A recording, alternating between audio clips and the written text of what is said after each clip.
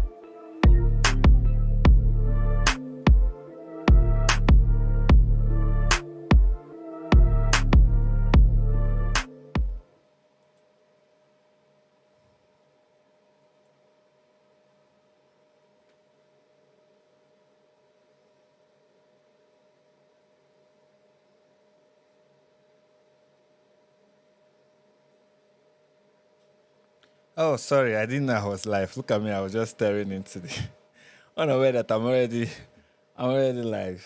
Here is a comment from Abi N, and he said, "Could you review the comments from the previous live stream?" I don't know how to.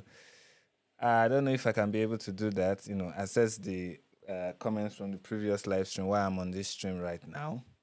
But I can give a little intro to where we left off. So we were reacting to the video by Jubilee Middle Ground, and we are talking to middle schoolers, boys and girls, and trying to see where boys and girls in middle school can reach a middle ground or an understanding. Which is really funny when you think about it, because these people are growing. They they are going to increase gradually in knowledge, get to understand certain things, know how the world works eventually. There's little to nothing. There's not nothing. There's not so much that they know, right? So when you look at middle schoolers, what you think is people who are growing, people who are increasing gradually in knowledge. They don't know so much yet, and with time, they're going to get there. But Jubilee thought there's something, there's some insight we can get from them, and maybe there is. So we are going to look at that. And one of the reasons why we are looking at that is because it is believed, especially by those in the gender cult, if I should call them that, that middle schoolers are brilliant. The middle schoolers know what gender is. They understand life so much so that they should get an audience from their parents, and parents should follow the lead of the children, because children are obviously leading the way. Children are leaders of tomorrow, but they are already leading today. So we are going to see how much of the future we can rely in the hands of these people. And thus far, we've seen that they can't really tell the difference between male and female. They feel that they believe that there are no physical difference between men and women. They believe these children believe that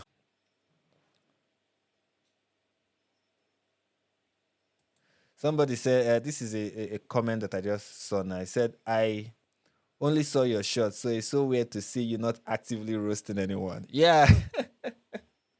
I guess I really it's one of those, when I'm roasting people in my short, people believe that that is like the entirety of what I do. Like on a good day, I don't do that. Like for the most part, when I'm conversing, if you've been to my live stream before, you realize that for the most part, I'm just telling you what I think without sounding so sarcastic. So without in the live stream is where you see me with reduced sarcasm. So the sarcasm is reduced, and we try to see if we can have some common sense reaction that will not be as provocative as the shots. Yes. So without wasting too much time, let's see if we can get straight into without wasting so much time, let's see if we can get straight into the video. Here is something from Bros Boy. He said, I am a middle schooler and I know much more than these people. Okay, that's cool. That's cool. I guess when it comes to knowledge, generally, it is always in varying degree, right? Not we don't know we don't have all the knowledge that we should, and we are always learning. Especially children, they need time to learn, but we have a society that is handing over the mantle of leadership over to children by telling them to decide, make crucial life-changing decisions for themselves when they know little to nothing. And when they should be at this point of their life, listening and learning, we are asking them to take the lead. So let's see how well equipped they are to take the lead. And we'll just back up a little because I don't even know what the prompt is and what they are reacting to. So let's back up a little. Women around me than a lot of the men that I do. I am old enough to date. Obviously more of like figuring yourself out comes in later years, but I feel like these relationships really shape how you feel about relationships in the future, and it's important to have them. Yeah, and I mean, I think that it begins to become different when you get into like the sexual aspects of a relationship and dating. I think that this age, you don't know enough about yourself as a person at this age to give consent correctly and to understand like this is a powerful moment. And I think that like at age 12, it can be kind of hard to grasp that. Yeah, we have 12-year-olds saying that it is okay for them to date at the age of 12. What do you guys think in the comments? Is it okay for people at the age of 12 today? I think that's the new poll we are going to cast now. I'm going to set up the poll right now. And I can't. I have to close this one here first. But I don't want to end that first poll. Let me end the first poll and then make a new one. And the new poll is... Should 12-year-olds 12-year-olds be allowed to date?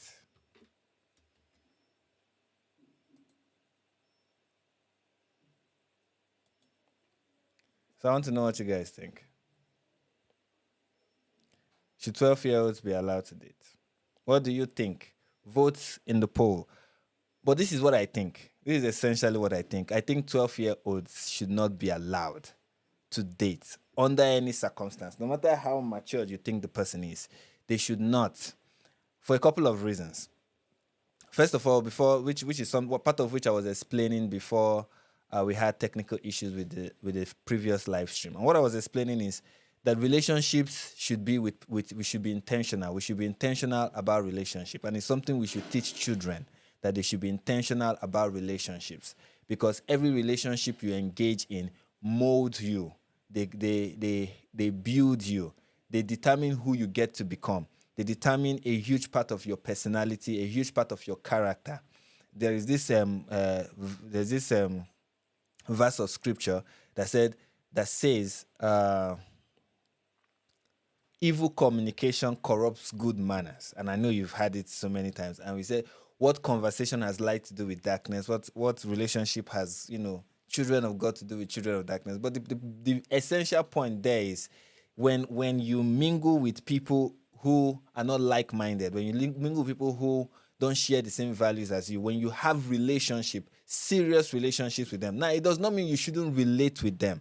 But having a serious relationship with them is going to affect who you are. It's going to affect your personality. It's going to affect your character. And when people are young, especially when they are young, as parents, you want to be careful who the friend of your kids are. You want to be careful. You want to ensure that they are making the right friends. You want to ensure that they are mingling with the right people. And then when you're not adding the dynamic of having a romantic relationship at the age of 12, because when people are dating involves romance. So having a romantic relationship at the age of 12 is going to affect your child. It's going to affect your child greatly. One, they are not matured enough. They don't know enough. Second, and most importantly for me, is that there is no purpose in that relationship. There is nothing they seek to achieve in that relationship. I don't see the end goal of that relationship. When you are dating at the age of 12, what is the goal of the dating? That from dating at the age of 12, you're going to get married to the person you are dating at the age of 12. I mean, there is I know there are many people who got married to their middle school sweetheart, but for the most part, it's going to end disastrously, right? It's going to end in a heartbreak. So there is no point even in the relationship. The people who got involved in the relationship, what do they intend to achieve with that? That they're going to marry that person? As an adult, it's not going to be the case. So why allow children to be in a relationship at the age of 12? What would they learn from it? Let me see what people have to say. And ABN is asking, did like what happens in Disney shows or what happened in teen shows? Any kind of dating for me is as much as if it involves being romantically involved, emotionally involved, romantically involved with someone of the opposite sex or whatever. No, like for me is no. No matter the degree, there is no goal, there is no purpose, there is nothing you are. And I think it's not just me. I believe it should be a general standard everyone should have, especially for children. And even as an adult, be in relationships with goals. What is the goal you set for this relationship? What do you intend to achieve with this relationship? Why are you in a relationship with this person? Whatever that relationship is, whether it's friendship or romantic. And John is pointing out that puberty starts at 13. Yes, it does. But, people can... exactly. But some people have... there are people who start experiencing signs of puberty as early as 9. Okay, but let's not get into that too much. But still, it doesn't make them matured. It doesn't make them emotionally, mentally, physically matured. Also, please, I need you guys to hit that like button. Like I said in the previous stream, I do forget these things. Please hit the like button, guys. Hit that like button. Hit it and hit it until you're unable to hit it for another channel. Hit the like button so much that when you see another video from another channel, you'll be like, we've done a lot of liking for today. So please hit that like button. Let the algorithm push this out there so that people can, be aware that we are live and join. Okay, if you are enjoying what you are hearing, I believe you are. You want more people to be part of the stream. You want more people to come live and to view us live and participate in this. So please hit that like button, and let's continue. Let's see what the other people have to say about this. You guys can date. I'm me. You're not me. So I personally would never date. But you guys do your thing. It's like it's. What's wrong with this? What's wrong with this child? She's already as expressive as a 25 years obnoxious lady, young adult. She reminds me a lot of Rachel Zegler, with all the I have so much to say. She has this I already know stuff. That I'll call it childish arrogance. Many of us had it when we were growing up. We had this childish arrogance of, yeah, I know, I have something to say. And then the adults in your life will be like, will you keep quiet? She looks like that kind of person who, if she's in Nigeria, they'll be telling her a lot of time, please, will you keep quiet? Will you just keep quiet? It's your jazz, not mine. So I think there's just a lot more to life before you have to slow down. Like, I want to ride my bike in the middle of the street and then binge eat popsicles and watch my favorite TV show before I have to slow down, which I have 7 more years before I'm officially an adult. So I think I want to experience life before I stop all that. I think Yeah, that's a very smart response. I mean, wisdom from the mouth of children, ladies and gentlemen. I mean, that's a very smart response, a very intelligent response. Yes, you are a child. You want to experience your childhood devoid of emotions. I mean, as a child, you get involved in relationship and you just ruin your childhood for yourself. Like, ride your bike, play with your friends, do things that, children do. Don't start living as an adult at the age of 12, because dating is adult stuff. Just as a child, enjoy your childhood for the most part.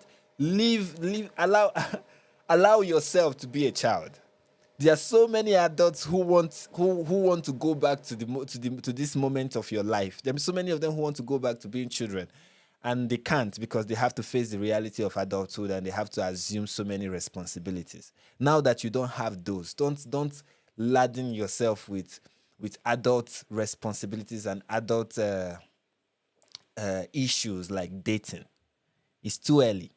we talk about dating, it's like we're going through so much physiological change. Our mental state is just so fragile and like insane at this age that like dating, to me, like the risk just outweighs the reward. And like Gen Z's, all of our experiences are getting moved There's no reward. None. They say the risk there's so many risks and no valid reward. None. up by like 5 years. I think I can hold out like a few more years. Like, I don't think I need to like rush anything. And then I think at this age, we're more prone to, like getting upset over a smaller thing than what we would be when we're older. And then I also think if like, someone at our age is gonna date, it should be something, light and fun, not anything serious. I feel like dating is more like emotionally focused at our age, and then being like sexually active while dating is like a whole other topic. Well, like, Even the emotional stuff, you shouldn't get involved in it. Even the emotional stuff. At that age, you should not. You should guard yourself from those things. At a young age, you should not get emotionally involved with someone. It is as the adults in your life, it is stressful. It is stressful. So don't even get into it at that young age when you are not emotional. You are not even physically matured. Talk more of emotional maturity or even mental maturity. You can't handle it. both people should be present and aware and almost like constantly aware of how they're feeling with one another in order for it to be a safe, healthy relationship. Well, I mean, either way, if you were to date, like, even in the middle of, like, for example, middle school, most of the time it wouldn't work out. So there's no reason to, like, purposely, like, do everything you can to uphold it. Either way, you know it's not really gonna work. Exactly. It's just a good... This guy is a very wise young man. Exactly. You know it is not going to work. You know it's going to fail. So why are you getting involved? There is no point. It's a pointless relationship. experience to start yourself and prepare for the future. Hi, I'm Gordon. I'm in 6th grade and I'm a middle school boy. My favorite thing about middle school is probably just the fact that it's not too young to be considered like, you know, a basic school, but it's also not too high up, so you have too many responsibilities at once, like student loans. So yeah, it's very simple and straightforward. And I think even though, before we skip from this point, I really want even adults who are listening to this right now, especially young adults, people in their early 20s, late 20s, especially those who are single, of whom I'm a part of, I want us to have this mindset of if something is purposeless and meaningless, there is no point doing it. Like, do things with intention. Don't be in a relationship the same way a 12-year-old will be in a relationship.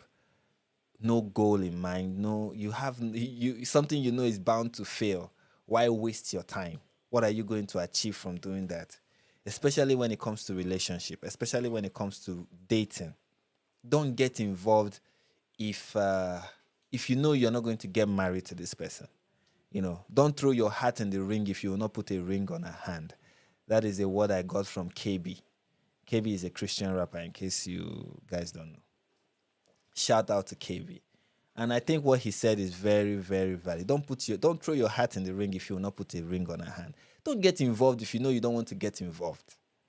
If you know you cannot take it there, then don't start it. Don't start something intending not to finish. Don't start something and be like, well, let's see how it goes. Of course, you have to see how it goes, but have the intention of, if this goes well, then we are going to end up together. And the aim of this is that I think I stand a chance of ending up together with this person, and that is why I am doing this in the first place. Okay? Like in Nigeria, what I was taught growing up is, before you even get involved with a lady, you must at least have reason to believe that this person is what we call wife material, right? Or husband material. Somebody who you look at, and from a distance, he presents this image of responsibility, of someone who can take care of you and somebody who can love you. And of course, when you get closer, you get to see the full picture. But at least from the distance where you are looking at, you see somebody who has what it takes to be your husband or to be your wife. That is what should drive you to that person and make you want to even start the relationship in the first place. That is what I was taught. That is how I was raised. Before you even start the relationship, you must see there is something you must have seen that, convinced you that there is prospect here. You don't just start a relationship because you are all over in your feelings. You like this guy. He looks like, of course, all of that, you factor all of that in, but you have to consider other things. You have to really be, to some extent, to some degree, be rational about this. And I know when it comes to relationship, when it comes to love, when it comes to emotions, for the most part, people are not rational. But try. Don't be too blind. Try, be rational, be practical about relationships. That is how you reduce the risk of you having heartbreaks. People talk about, this relationship is going to end in heartbreak. This relationship ends in this. The man feels this way, the woman feels that way. Women complain about dating, men complain about dating. It's because they go into dating not even knowing what to expect. These days, everything is digital. You meet somebody on Tinder, you meet somebody on whatever dating platform you meet them. You know nothing about them. The first time you guys hang out, you don't even know what to expect. Me, that's not how I met the person I'm currently dating. Yeah, I just told you guys I'm currently dating someone. And that's not how you meet people when you should date. For me, you have to know them. You guys should belong to the same community. You go to the same church, you attend the same whatever. You live in the same area or something like that. You must have seen this person before, known this person from a distance. That's how we do it over here, for the most part. I'm very sure some people meet their significant other online, but here in Nigeria, we meet differently. The person who you end up dating may have been your friend for a while. That's how I see people do it over here. I don't know how people do it over there in the West. I believe from what I see on dating channels that they all meet online. And for me, I'm like, no, you should know the person, see the prospect, have intention, go there with goals, and then if it does not work out, when you see that there is no prospect with this, you end it immediately and you move on. That's how I think relationships should run. And I will really encourage people to subscribe to this mindset. It will help a lot. It will reduce the stories people tell about relationships. It will reduce it. I was disappointed. I was heartbroken. It will reduce that. It will reduce that greatly.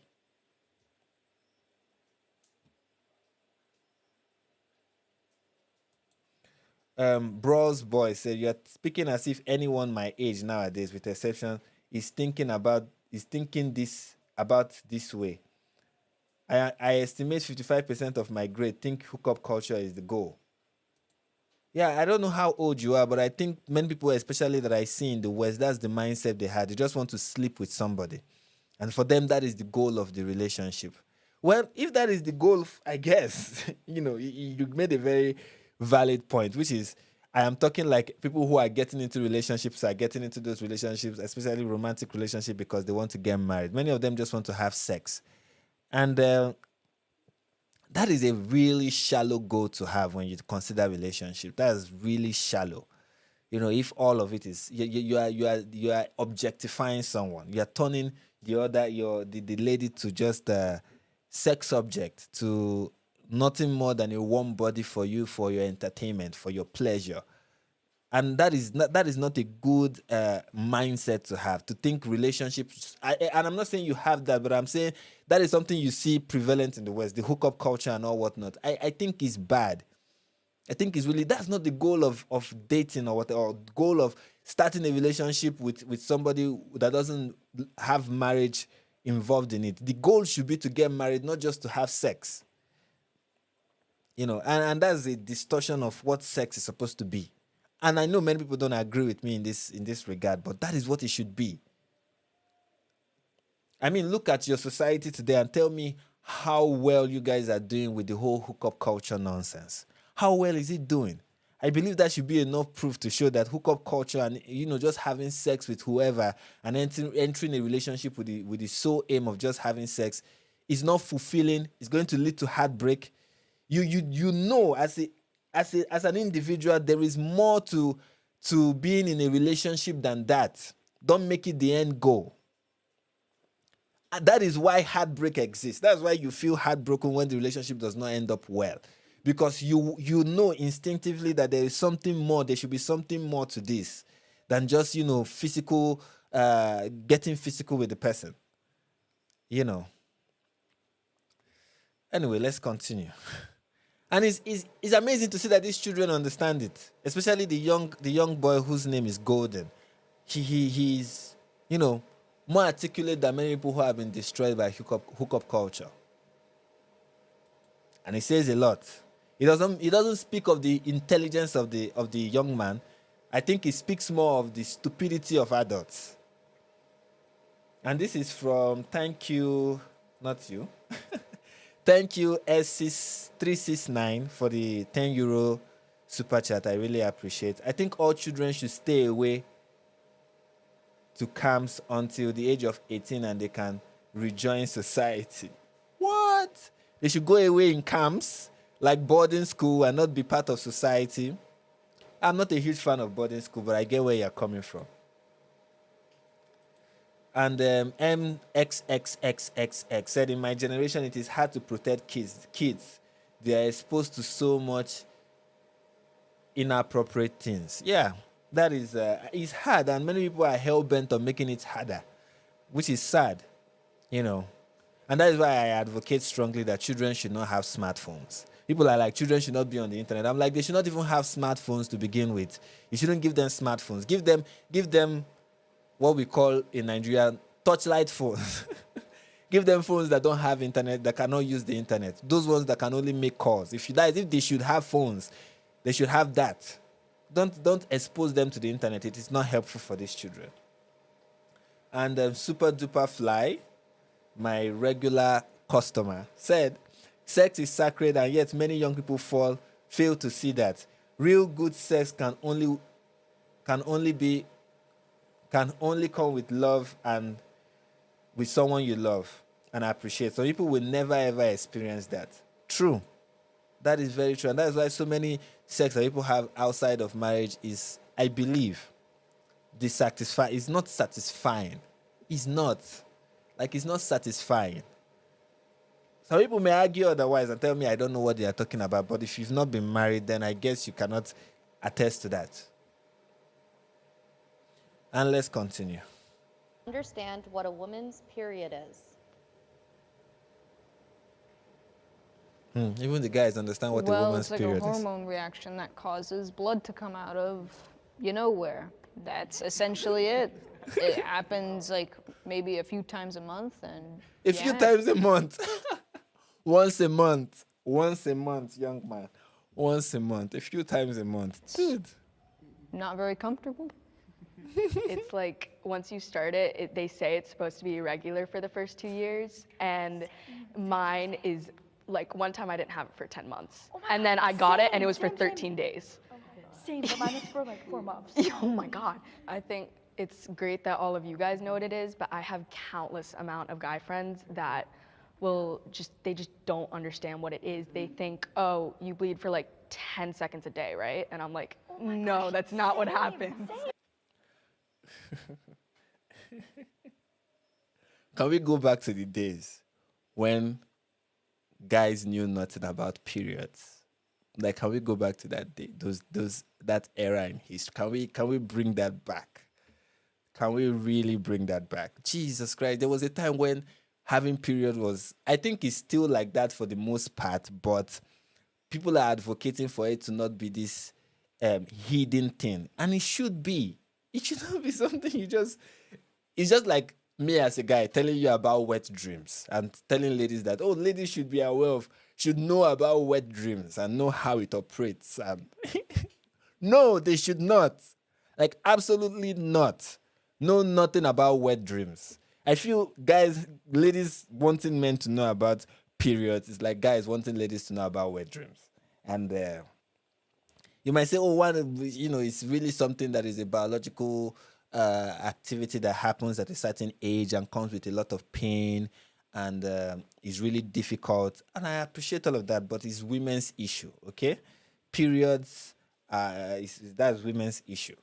And I really miss the days when, you can be in the same house with a woman and except when it is really painful, not know that she's having her period. Right now they even post it online. Oh, these cramps are killing me. And you're like, you're not even living in the same house with them, but now you know. Tomorrow they tell you, oh, the price of sanitary pads are through the roof. Jesus Christ, do I need to know? That's what social media has created. Now everybody knows everything and everybody feels the need to talk about everything. They create awareness culture. And I'm not a huge fan of that. I don't know, call me whatever you want to call me, but I'm not a huge fan of it. Yeah. And I feel like my school, especially. Like, ladies should talk about it amongst other ladies. Like, talk about it amongst other ladies.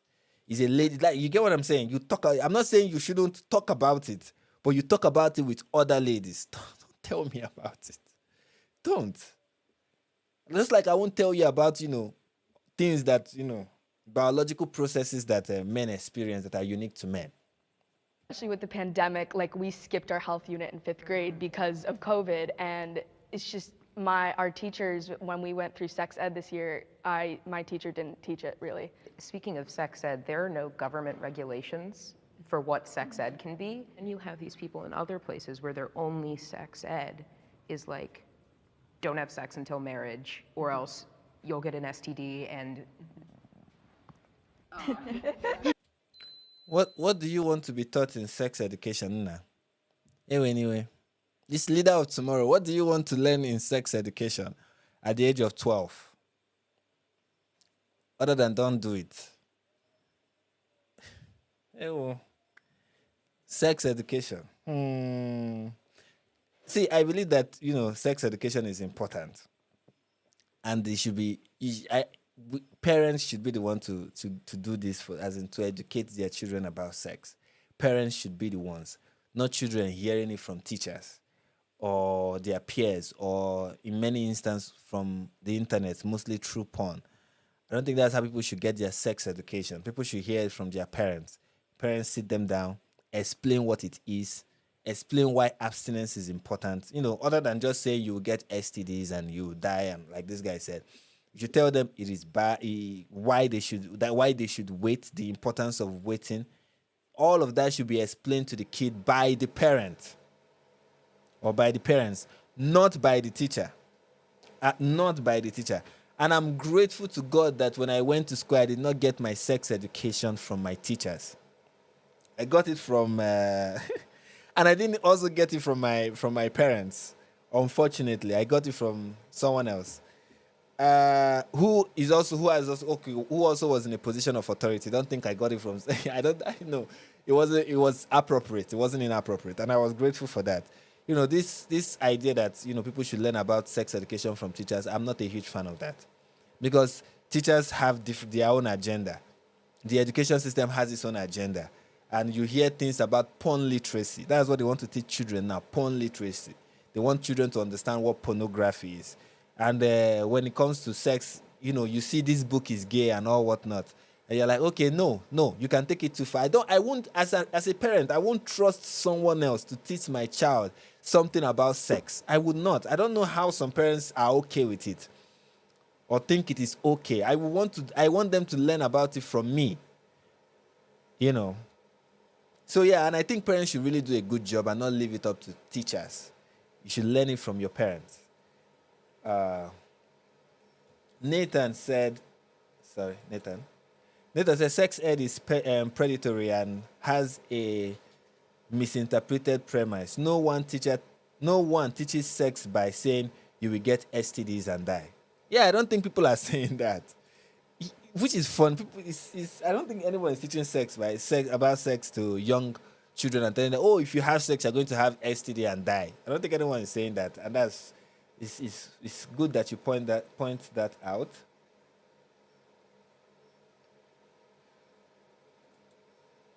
This is from the Sentinel. He said,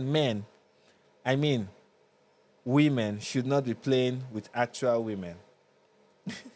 I understand what you mean, and I think I agree with you. Yes, I do.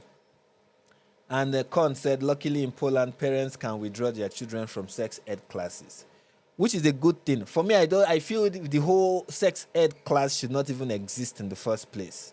It shouldn't exist in the first place. Why will you trust someone else to teach your children about sex? As a parent, why? This is Black in 4K said, but can we talk about countries whose age of consent is young, like 9 in the Maldives, 12 in Mexico, and Philippines and Sudan, or 14 in Germany? Yeah. It's really barbaric, if you ask me. I think as a society we should have gone past that, but you still see in certain countries, even my country, in parts of my country, women can get married as young as 14, 16. And for me, I'm like, that's problematic. It is not seen as statutory rape to have sex with children who are like 14 in certain parts of this country. It is not seen as criminal. It's for religious reasons, obviously. And for me, I feel that is problematic. That is really problematic. We need to protect children. We need to protect children from things like that. And whatever religion that promotes that needs to upgrade, needs to update itself. We now know as a civilization that children cannot consent. We now know that children know little to nothing about so many things. We now know how destructive it is for children at a young, early age of 14, 16 to engage in certain activity. And we should not allow that to happen. Like, children, first of all, should not even be having sex with people of the same age with them. A child of 14 should not be sexually active. A child of 15 should not be sexually active to begin with. I will even argue that until 18, they should not be sexually active. In fact, they should not be sexually active until they get married. But of course, not everybody will agree with that. So can we at least say they should not be sexually active while they are, at the barest minimum 16? Why they are less than 16 or less than 18, I will say. I will push for less than 18. Talk more of them doing it with someone who is older. Talk more of getting married or consenting to marriage. In these same parts of this country where children can consent to marriage, in those same countries, in those same states, those same children cannot enter into a contract.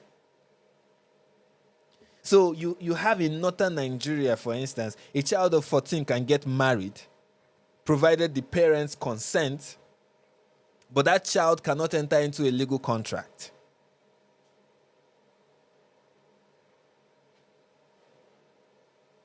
That is, for me, that is bad. That is terrible. That should not happen. You know. I'm glad everyone knows because it's such an important thing in a woman's life. And I think if it's not taught, then nobody's learning.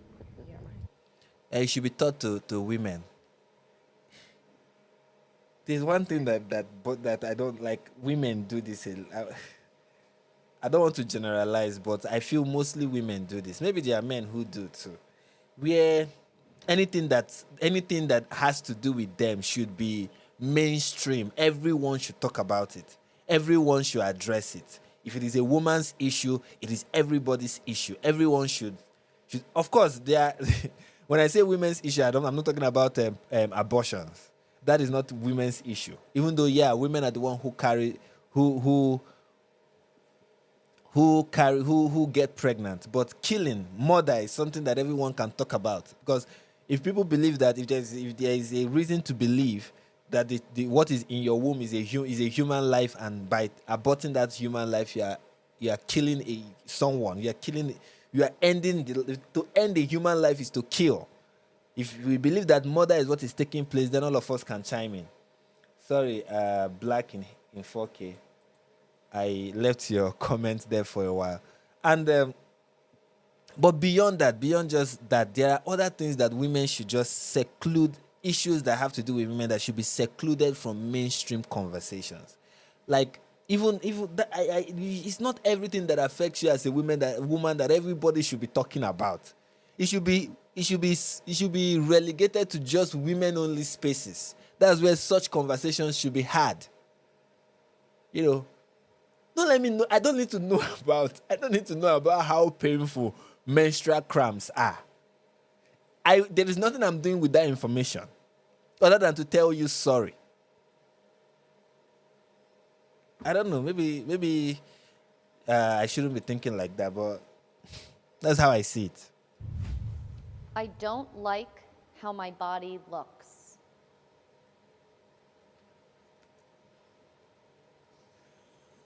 With me, it is about like my weight and how I show up in the world.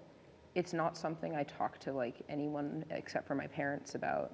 It's always a nagging thing, always in the back of my head. Every time I look in a mirror, every time I talk to someone with a body that I like envy, and I can't really go to any of my male friends about it because they're just like, stop being so sensitive. You look fine. And it's like, someone is asking, why shouldn't men know about periods? The natural process of the body is not dirty or bad. No, I'm not. No. Don't get me wrong. I'm not saying men should not know about it because it is dirty and it is bad. I'm just saying it is private. No, this has nothing to do with me seeing it as disgusting or seeing it as no, that's not where I'm coming from. I'm just saying it is private. Keep it private. That's what I'm talking about. I'm just saying there are so many things that men go through too that should be private. There are things you go through that should be private or kept to a particular space and not made mainstream. Like, I don't see the point. I really don't. I don't see the point of making it. Maybe there is one, but at least in 2023, I don't see the point of making periods a public conversation.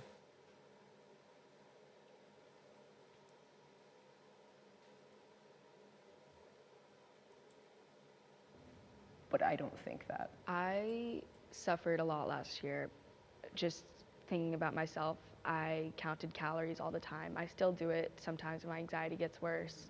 And then, you know, 7th grade hit and my closest friend developed an eating disorder, and we have a very similar body structure. Like, I know that weight is distributed differently, but it just doesn't register well in my head.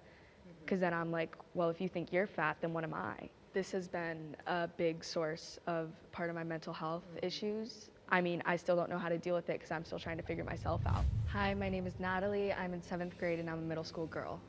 I have friends who I know they don't pressure me into it, but it's just like when they go out wearing like these like Lululemon crop tops, I don't feel like I don't want to wear that kind of stuff. You know, it definitely feeds into my body image issues. I I really I feel for think the it lady, doesn't and really- when I was growing up, I had issues, body image issues. Like I was a lean child. I'm still a lean person, but now I don't have an issue with it. But as a child, especially when I was at their age 12, 13, 14, for a very long time, it bothered me. Like, no matter how much I eat or I just would not add weight. I could not be chubby or something like that. I was just lean, like really lean. In fact, I became the butt of so many jokes that no matter how much I eat, people make fun of me like my stomach is a bottomless pit, that I will eat so much yet nothing to show for it. It was really concerning for me, like as a guy. And I know you don't often hear this from men, talk about having body image issues, but I really think I did have, I definitely did have issues with how I saw my body. Like, but, and it's one thing that I feel uh, with time, people should be able to grow out of. One thing for me is I just accepted it. This is how my body is. Like, it is what it is. I cannot change it, and I accept it. I accept it. Fine. Some of us are chubby, some of us are not. You accept it. Realizing that it's not. I think my body have this fast metabolism thing. I think that's what is the issue with me, but I'm not sure. I've not done any test to confirm, but I suspect that. And yeah, so you come to terms with that as you grow up. You get accustomed to your own body, you get comfortable in your own body, and I think that's what that's part of growing up. Part of growing up is you getting comfortable in your own skin, and realizing that there are so many things about you that you cannot change, so many things about how you look that you cannot change, and you just make peace with it. One thing that bothered me also, another thing that bothered me growing up was my dentition. Oh my God, it was a major issue for me. I had problem with how my teeth looked. It still has. I've not done any work on my. I've not done any dental work, as you can see. I've not done any, and even the camera right now does not do justice to just how bad it is, right? But another thing that I was able to do growing up is make peace with it. Like, I didn't use brails. My parents didn't even see the need of taking me to the dentist and be like, fix brails on this guy's teeth so that it will correct whatever abnormality is there. And maybe in the future I'll consider putting something there, fixing it and all whatnot. But right now I have no issue with it. Like, I rarely even talk about it, and I don't even see it. I rarely even think about it. I rarely do think about it. That's to tell you how comfortable I am. I went from caring too much about how I looked to not caring at all. Like, I really, like, right now I don't care. That's my mood. I care less. I even consider it superficial. I'm okay with how I look. And I often tell people that the only people who I see that are really bothered with appearance are other people. Like, check these people other people are the ones who are more bothered than I am. So I'm like, okay, I'm not bothered. You're the ones who are. Is your problem is not my problem. How you see me is your problem. That's kind of the attitude that I adopted, and so far it doesn't really bother me much. And I hope that these children will be able to come to the point. They are growing, of course, and realize that it doesn't matter. Many of the things you are worried about today, 5-10 years from now, will not bother you that much. And how you look now is not how you look 5 years from now. Some people's beauty manifests much later in life. When I was younger, I had pimples, a lot. There's so many things I had as a child, but now they are not as visible. In fact, there are little to no pimples on my face. Then it was concerning. I was like, Jesus, how do I get rid of this thing? And I tried everything possible. I cared so much about my appearance, but it only got worse. But now, they are not there anymore. And that's something I would tell, young people, like, don't be bothered. I know right now you consider yourself with your peers. So many things are bothering you. You are looking at your body. You are comparing it with the bodies of others. And you are wondering if you will ever look like this. You may not look like that ever. But when you grow, the older you get, you realize that much of those things don't really matter. And you can ditch those insecurities and realize that I'm fine just exactly how I am, you know.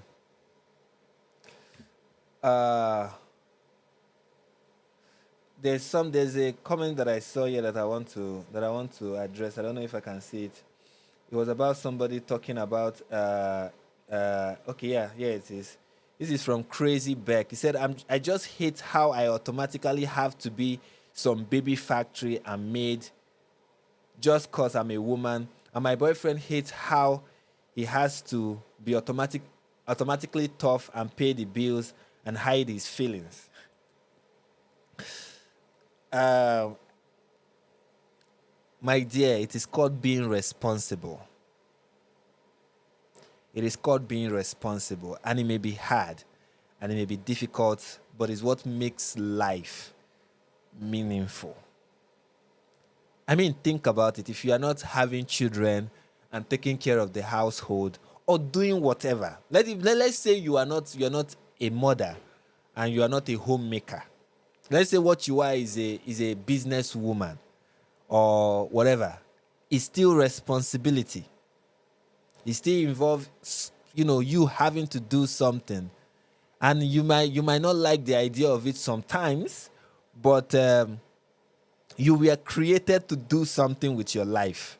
You were created to do something. And as a woman, the what you are naturally designed to do is to, have children and nurture them. By natural design, you have the capacity to do that. So why not function that way? Why not become a functioning member of society? Is in carrying out responsibility that we find true fulfillment. Anytime go through your life, when were you most happy? Was it not when you achieved something, when you finished a task, when you did something? Especially when you were able to carry out an activity and successfully execute that activity, and you realize, no, this is an activity that I was designed to do. That is what gives you fulfillment. And not all the time is it lovely. Not all the time do you bask in it like you are walking under the sun, feeling the beautiful rays of the sun hitting your skin. That's not always the feeling. It's not always a walk around the park. Sometimes it is really difficult. But it is your life. It is what makes life interesting. Responsibility. And I want people to see being a mother as a beautiful responsibility. It should not be seen as this, wrathful, if I will call it that, or this terrible way of living, or this bad fate that has been, designed for women, something that you just inescapable bad fate that you find yourself in by virtue of being a woman. See it as a beautiful thing, because it is a beautiful thing to bring a unique life into this world and to get to be responsible for the upbringing of that life. Think about it. In your hands is the future and you get to shape it. It is a beautiful thing. Calling it I'm a baby factory is just a cynical way of looking at it. See it as a beautiful thing, as a huge calling, as something that is significant, that gets to shape society. Don't have this cynical look on it. And getting to pay bills as a man and working and providing for your family is a beautiful thing. It's called being responsible. It's responsible. What will you do otherwise? What else do you want to do? What else do you want to do? Spend your life just roaming, being responsible for no one? What else would you rather do? Will you rather be a part of the future by raising the next generation, or will you just live your life with nothing to show for it when you are done? Which will you prefer? To contribute to posterity, or to just end with this current existence? Just end, everything ends here with you. And what about the people who came before you? If they had that mindset, will you even be here? Will you even be here to complain about being a mother? If your mother complained about being a mother and didn't like the idea and didn't bring you into the world, will you even be here? Think about all of that and realize that you have a unique, beautiful calling. Don't see it as a bad thing. Whether you are a man or you are a woman, it is beautiful.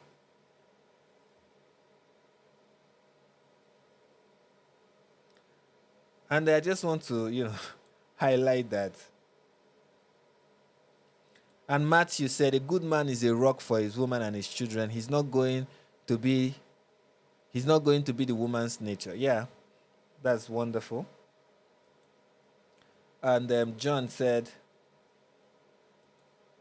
I'm Christian. I don't think I'll watch them. Sentinel, but thank you anyways. I don't know what you have been told to watch. This is from Jimmy Max. He said, being a mother is a superpower. Yes, it's a great superpower. You are able to do what no other gender can do. You can build an entire human inside of you. It's magical. And it's not a baby factory. Children bring the parents together. It does. Some people claim that it pulls parents apart. That's immature parents. It's a wonderful thing. You shouldn't see it as anything else. You shouldn't. It's a wonderful thing. It's a privilege. A huge privilege. A huge blessing. A huge blessing. There's a scripture I want to... Sorry, I know many of you are not Christians, but there's something the Bible says about it that I want to share with you guys. I want to find the passage.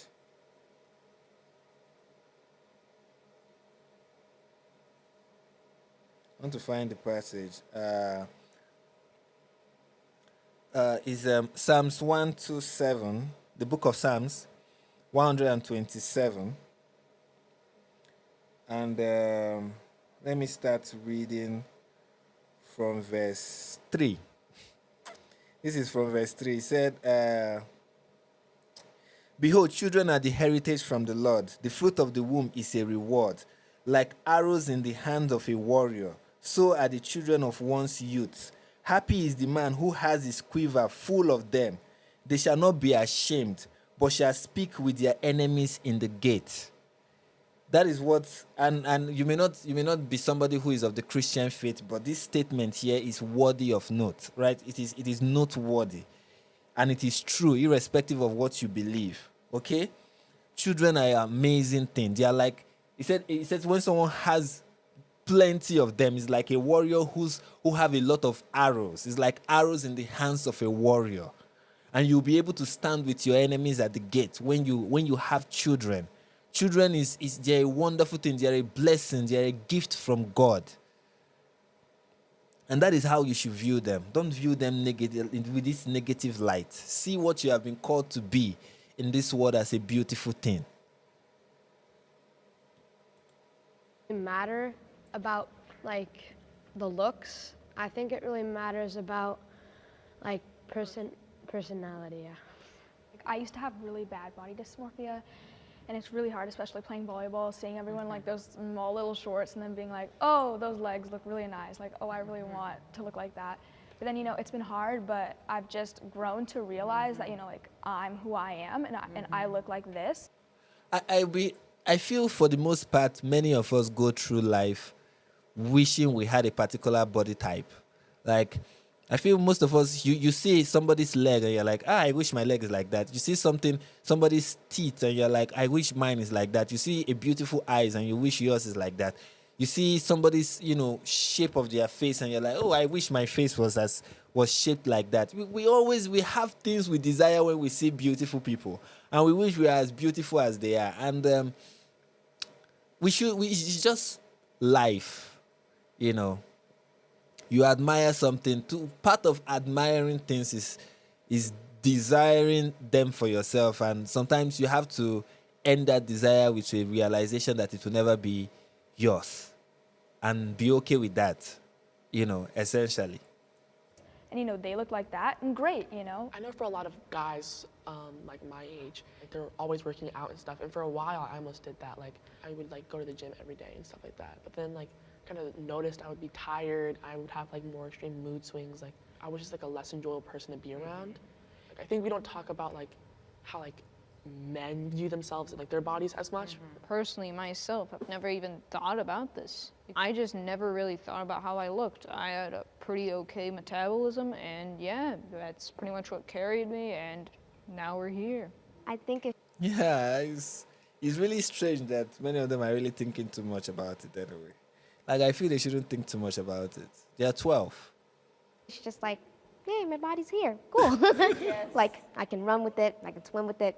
It wasn't with my body as much as it was with hair, because my hair obviously looked different from your hair. So when I was younger, I straightened my hair once, and everyone had straight hair, and I was just like, I want straight hair. I want to look like her. She has pretty hair. My hair is all fluffy and dry. Hers is nice and straight and pretty. So it was just like that feeling of like having to look like everybody else. But I think I've found the confidence now. You know, when I was in Yeah, I don't think they have found the confidence. It will come much later. It will come much later. It doesn't come right now. You will struggle with it. Don't worry. It's just give it time. You'll start struggling with it. Everybody struggles with it. So people learn how to deal with it and realize, it's fine. I'm not the smartest. I am not the most handsome. I'm not the most beautiful, and it's fine. second and third grade, all the girls had straight hair, and I was like, oh my gosh, I want that straight hair. And then all of those girls were like, Suhaila, I love your hair. Your hair is gorgeous. And I was like, really? And then I was just, I started to actually appreciate my hair. It's a part of who I am, and that's a beautiful part of who I am. And your hair is gorgeous, by the way. You have really great hair. I feel like I understand my sexual orientation. And this is indoctrination 101. This is how you begin. Sexual orientation at the age of 12. Well, I mean, there's not really any room to it. It's just you're straight or you're not, in which case, if you're not, it becomes complicated. But if you're straight, it's pretty obvious. Fair. I'm gay and asexual. Putting labels on things. At the age of 12?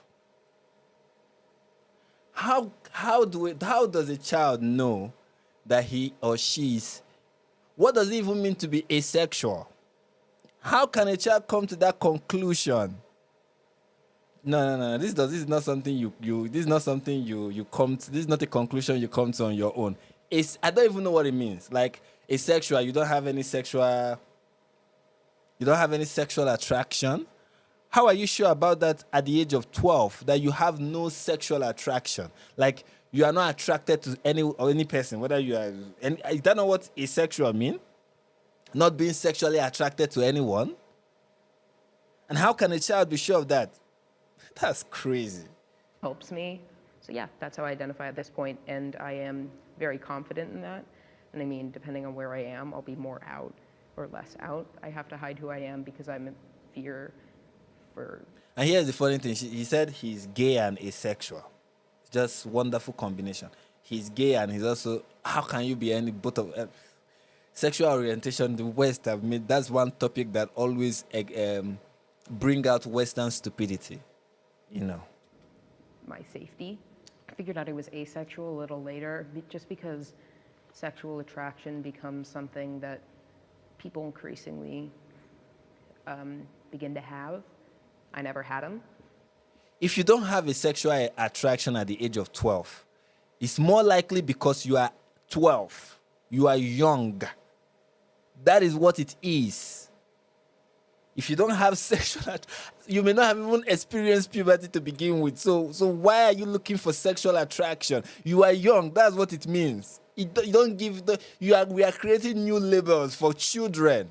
And I'm very sure he learned this terminology from the adults in his life, be it a teacher or someone. That's how I identify at this point in time. And I mean, sexuality is obviously like a fluctuating spectrum. Hi, I'm Owen. I'm in 8th grade, and I'm a middle school boy. Coming out in my school, it was definitely an experience. I received tremendous support from the small but strong LGBTQ+ community within my school. It made me feel amazing about who I was. And If a child at the age of 12 comes and meets me and tell me, let's say I have a child and he's age 12, and he's like, Dad, I'm gay. I'm like, no, you're nothing. You're 12, okay? You're 12. You are 12. That's what you are. I'm not saying maybe there's something to it. Maybe there is not. But that child is 12. Okay, we cannot jump into conclusion at age 12. Maybe there's something in that. Maybe the child is noticing something. I'm not saying there is nothing there. I'm just saying you can't jump to conclusion at age 12. Coming out at age 12 as what? As what? As a 12-year-old who is confused? You are 12. There is nothing about you at the age of 12 that is set in stone. Nothing. There's nothing about a child at the age of 12 that is set in stone, especially when it has to do with your personality. It is evolving. It is not static yet. We are becoming, like Michelle Obama's book stipulates, we are becoming. We are not there yet. Even adults, 20, who you are when you were 20 is not who you get to be when you are 30. Who you are when you are 30 is not who you get to be when you are 40. Nothing about you is set in stone. How much more when you are 12? You are still so young. No, nobody should be telling children that who they claim to be is who they are at the age of 12. Nothing about them is set in stone. Nothing. That I was able to meet people. And they are showing support. Showing support for what? What are you supporting? Oh, God. What are you supporting? There's this story my dad told us when we were growing up. He said there was this child. I don't know how old the child is, probably 12. And I don't know if this story is real, but it's one of the stories he told. The child met the father and was like, Dad, I want to get married. I've seen the lady I want to marry. She's fine and I want to get married to her. And the father was like, okay, you've seen the lady you want to get married, but before you get married to this lady, tomorrow I want you to go out to the junction. Go out to the busy street in our neighborhood and look at the ladies that pass by, and then come back and meet me and tell me and tell me that you are sure that the person you saw the other day was the person you want to get married to. And every day the child went out to the busy street, he will come back and tell the father, no, I've seen someone else. This is the person. And every time the child is certain that that person he saw that day was the person he wants to spend the rest of his life with. And every time he went out, every time he came back, and it's always a new person. Why? They don't. That is just to demonstrate to you how unsure and uncertain children are. Now everything about them is not certain. The only certain thing about them is their biological makeup, and which is also always ever evolving. Right? It's only the immutable biological features about them that is fixed. Every other thing is changing. Constantly changing. So when you say I came out in my school and they showed me tremendous support, what were they supporting? Something about you that would change? Well, but here is the thing. Once you begin to show that so-called support, now the child is getting a reinforcement from the outside world that now encourages that child to not change, to not explore, to not be themselves, to not just allow themselves to, okay, let me see exactly if this is really true about who I am. Now that they've gotten that positive public feedback, now it reinforces something that is not true. That is what happens. That is why I feel so many people, I'm not saying there are no real gay people in the West, but I think most of them is just social, I feel it's just because of what happened when they came out and said I'm gay, or something they saw in the society that influenced that decision, or influenced that proclamation, if I'll call it that. Let me know, because they will say it is not a decision, I was born this way. But that proclamation of I am gay is for the most part among so many people, is just society. And I'm not saying there are no real gay people who actually have this as a sexual orientation. I'm just saying for the most part, I believe there is something to the claim that many people who come out as gay are doing so because of society. And because of the influence they see in society. And this guy now is like, I'm asexual. I have no sexual attraction. But he also believes that he is gay. And the society he finds himself in affirms that and supports that. And now he believes, okay, if I come out as gay, why also not having sexual orientation? And everybody's like, yeah, that's true. That's your true identity. Now I have to keep it up. I have to keep it up so that I will continue to get, the support. And that's how you find yourself, in a loop in a vicious circle, so to speak. And it's not healthy for children, especially when they are 12.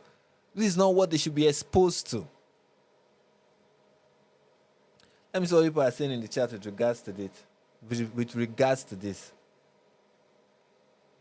Super Duper Fly said parenting starts with love and also providing and encouraging your kids, teaching them to accept themselves and others like they are. Yeah, it's true. But also it also involves you letting your children understand that they are always changing. There's this thing about this is who I am. And I'm not sure that's what you're saying with your comment, but it's something that just came to my mind and I want to address it. This is who I am. What is that? Who you are is not there is no this is who I am. We are becoming. I really believe that there's just this continuous evolving personality that we all possess. There is no fixed you. There is no this is you. What you liked yesterday, what you liked so many years ago is not what you like now. Your taste in so many things keep changing. Your preferences keep changing. So there's no be who you are. There's just who you are becoming.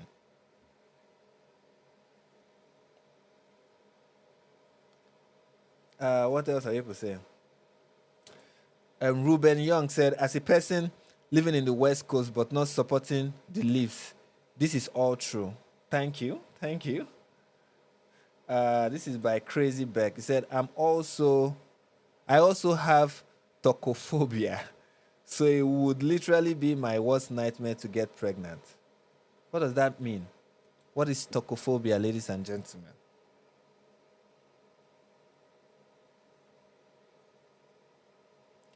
Let me Google that quickly. Tocophobia. There's so many phobias in the world. Tocophobia is the extreme fear of childbirth. That shouldn't stop you. That shouldn't stop you from having children. That you are afraid of giving birth, it should not stop you from. Maybe it's a fear that you should consider overcoming. Instead of allowing it to limit you. It's just like somebody who refused to enter an elevator because they are scared of height. It's something you might want to address instead of just, surrendering to it and being like, okay, I accept defeat and I'm afraid. And how do you even determine that you are extremely afraid of giving birth? I believe giving birth is not a nice, beautiful experience that you witness and be like, oh yeah, I want to do that next week. It's something that when you watch it, when you see it, is scary. So I believe most people, for the most part, are scared of it. I don't think it's a unique kind of fear. How do you know if your fear of giving birth is really extreme? How do you measure extreme? You might just discover that what you feel is exactly what every other person feel about giving birth, but still push themselves to do it, realizing that they really want to have children. And being afraid of giving birth does not necessarily mean you don't want to have children.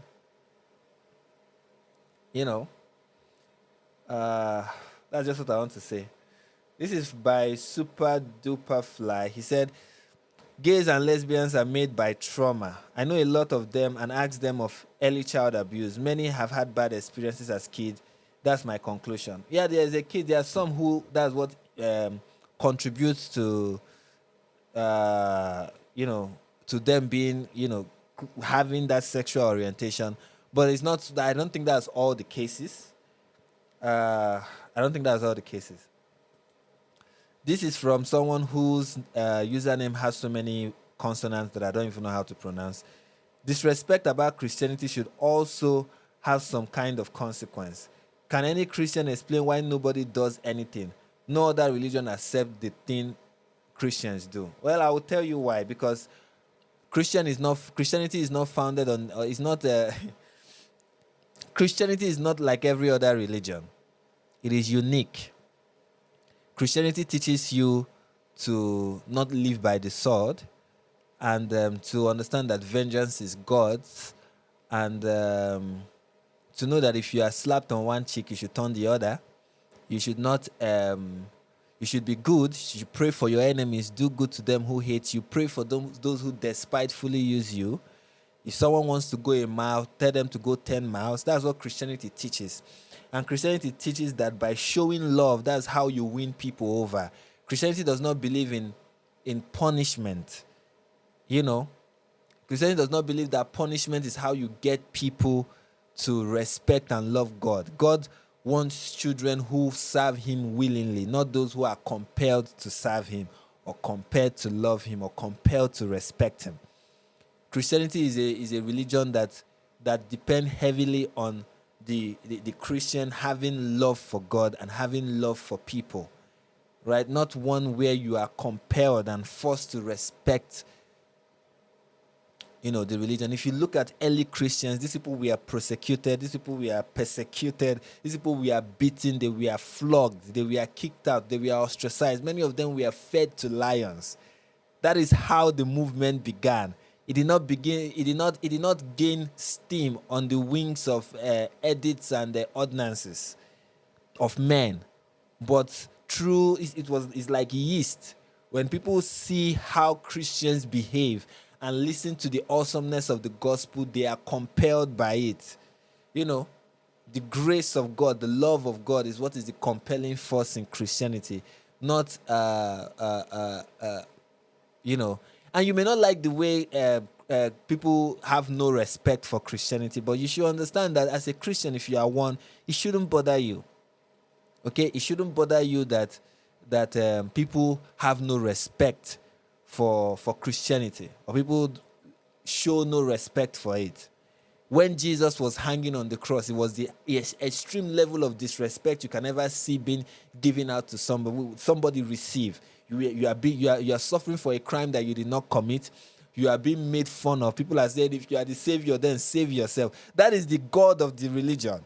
Was mocked and ridiculed. And what did he do? He said, Father, forgive them, for they know not what they are doing. That is what Christianity is about. Okay? So when you see people disrespect the religion and you're like, how dare these people show no respect for Christianity? You should see what they did to Jesus. Yet he did not call down fire. He did not call down judgment. Instead, he showed mercy. Christianity is a religion of mercy.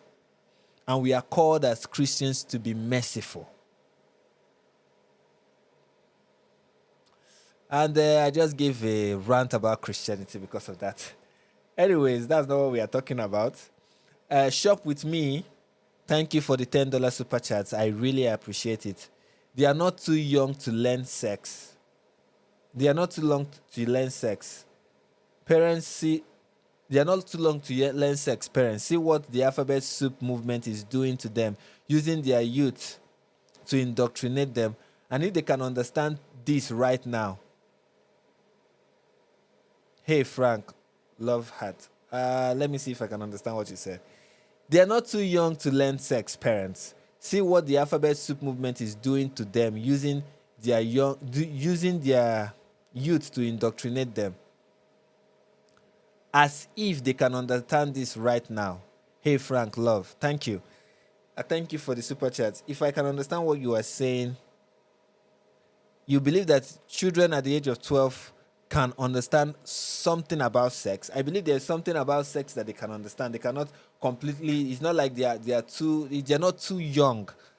But the question is, how much of it do you want to explain to them, and how much of it should you keep back from them and wait for when they are much older, right? And also, you should shield them from indoctrination. That's why I feel in the West, homeschooling is the best way, because man, when you see what so many what teachers are posting online, you'll be like, whoa, I do not want my child to experience this at a young age.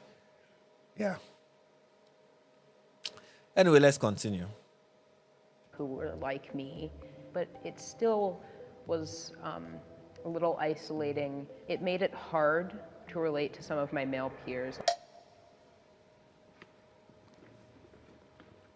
Why are people scared to be different? That's a question that we should ask. Why are people scared to be different? When you see a guy who realized that he's not the same as other guys, or there's something about other guys that does not resonate with him, all of a sudden he's like, I feel isolated, I feel alone. And I understand it coming from children, but you also hear it among adults, and I'm like, why are you afraid to be different? It's cool to be different. And that's what we should tell children when they feel different and isolated. You tell them it is cool to be different. Okay? You are born an original, don't die a copy. You are born to stand out, don't try to fit in. It's cool to be different. Of course, there's a degree of who you are that should consist of you, you know, fitting into a certain degree. For the most part, you should not be afraid to stand out, to be you, like somebody said. Not be you in the sense of be true to yourself, right? I feel when people say be you, that's what they mean. Be true to yourself. Be true to what you feel, think, and know, and where you are currently. Be true to that, and not try to fake something or fit in to something that does not resonate with you at the moment. I've never kissed anybody. And it's like I've really never had an attraction to anybody, so how would I know if I'm gay, straight, or bi? Good question. I just don't know yet. To me, it's not that big of a factor. Like, I think everyone has a personal journey of like self-discovery. And for me, like, if I am gay, bi, or anything like that, like, I can just see like how I react to that. But I think right now, like, I'm not anything. Like, Yeah, you're just a child. Exactly. You're just a child. You're not straight, gay, whatever. You're none of that. You're just a child. That's what you are. like neutral. Yeah, I feel like what you said earlier about it being like super simple, but between like whether or not you're straight or you're just anything If else. you're anything else, that could take a whole lot longer. Yeah, I could totally see that. I feel like it's even hard to sometimes know if you're straight. Like there's just like this like time where I feel like middle school and high school is mostly that time where you just don't know where you are, and most people find it in college. So it's just like, I personally have not defined myself because I don't know myself. And you shouldn't define yourself. At age 12 is not when you come up with a definition of who you are. Age 12 is definitely not the time. You're going to learn a lot more about yourself and a lot more about the world in due time. There's so many things you're going to learn. So to come out as something is really disastrous for children. You're nothing. You know. We have a leadership class that likes going through LGBTQ stuff right now. Can imagine. And I'm thinking you can't really know if you're gonna be like bi, gay, straight. It doesn't really matter. You don't know until you get like older. That's really my opinion. Yeah, and that's why you shouldn't tell children about these things. You see these teachers, these demonic teachers, say, "Oh, there may be a child in my second grade class. There will be a child of 6 in my class who may be feeling, gay or feeling whatever, have discovered that they are unique, and me talking to them about LGBTQ stuff will help them to identify." No, you are confusing them. You are confusing them, and then you now have these demonic parents who get to transition their children simply because the child likes a particular color, wants to wear heels, or one day stumbled upon wigs and decided to wear one. And then all of a sudden that child is telling them something. Yeah, I agree. I really agree with you. I disagree with the stipulation that you have to be older to understand. I'm saying everyone, again, has their own personal journey. I can look back and see moments where I was attracted to men. No, young man, go easy on yourself. Don't put too much, but don't. Anyway, he will learn. Maybe he will see it later in life. I hope his parents will help him see it. But calm down, slow down. Like Nigerians would say, step on the gas, as in step on the brakes. Just step on it. Step on it. Just take a break. Calm down. Chill. Don't talk about yourself with extreme certainty. Even adults who are wise don't do that about themselves. When I was like in kindergarten. So I think that it really depends, and I think that it really becomes this thing of like how we as a society look at sexuality. I've been harassed online.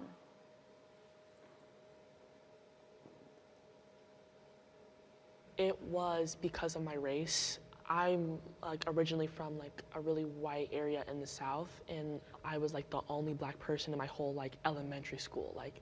And this kid somehow like found like my Instagram or something and just started calling me the N-word. I think I was like 8 or 9. And I think it affected me because like I started like talking less, like in like my class, and I just felt like almost like alone. And like when I would try to tell like some friends I had at the time, like they didn't really like get it, because a lot of my friends were also like white, and they just thought that it was like someone playing like a prank. I have a similar experience. 12-year-olds. I want you guys to understand something, that in Nigeria, you'll be hard pressed to find a 12-year-old online. That is weird. That is what? This guy already has an Instagram account at 12?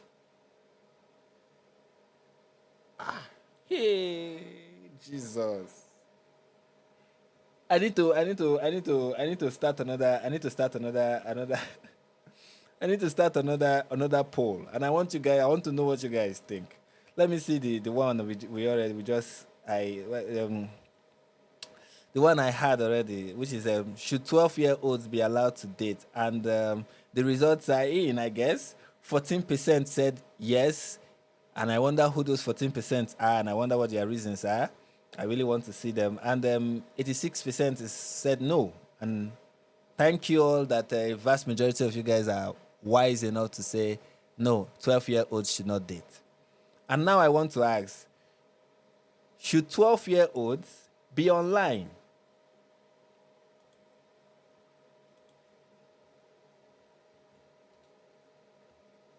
Should they?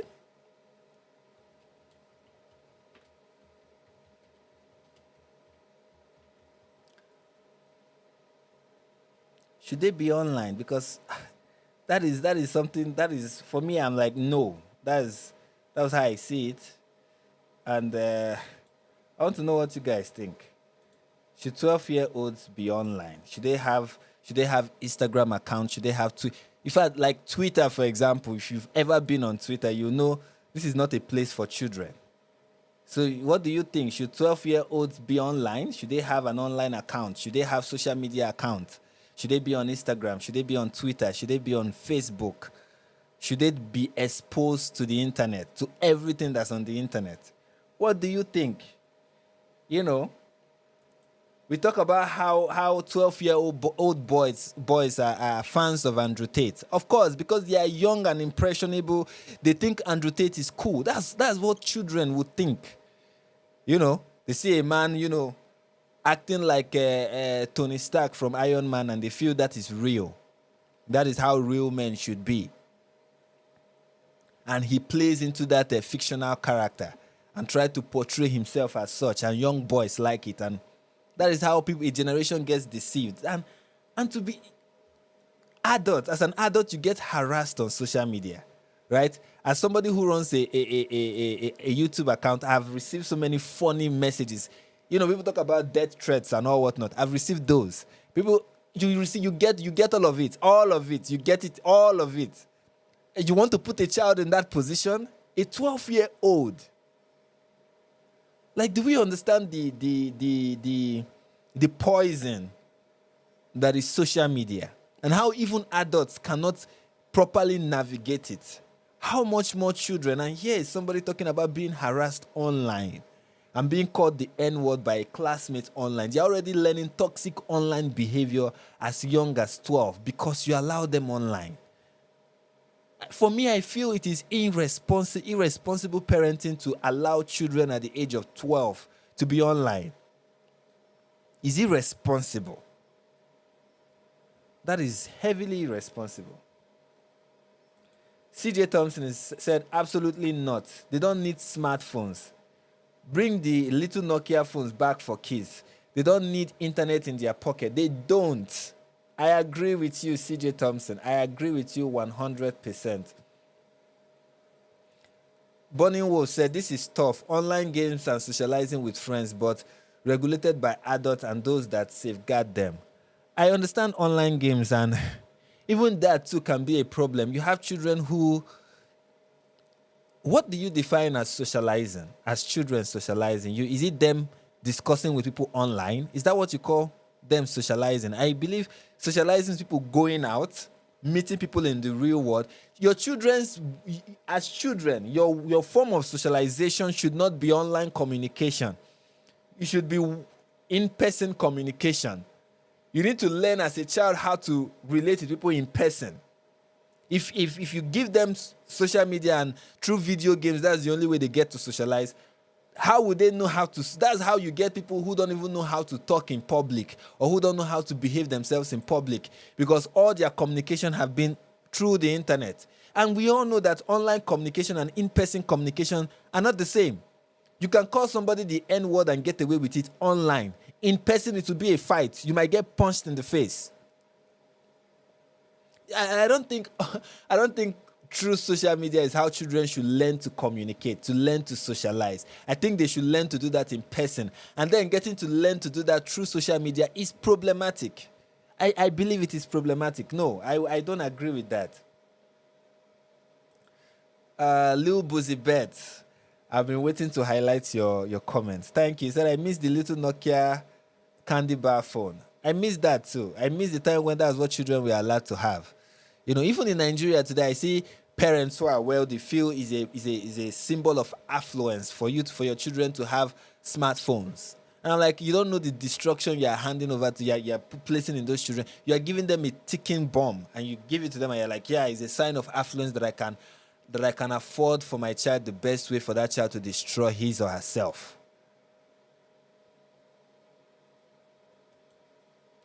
And Bonnie will say, new generation growing up with technology, they have WhatsApp and other groups to meet up for events, bowling, movies, etc.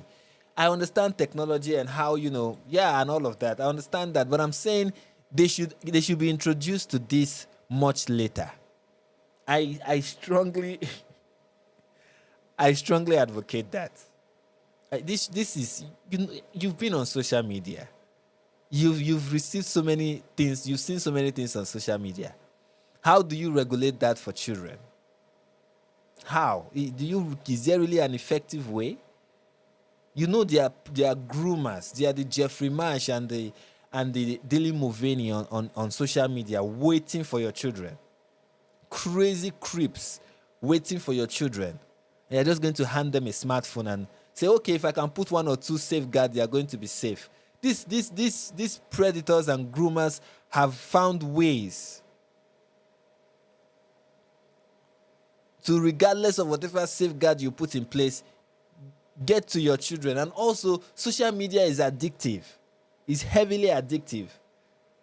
It's like giving a child something. It's heavily addictive. Then you're going to introduce it to children who don't even know how to control themselves. If you give them sugar, they want to eat sugar for the rest of the year.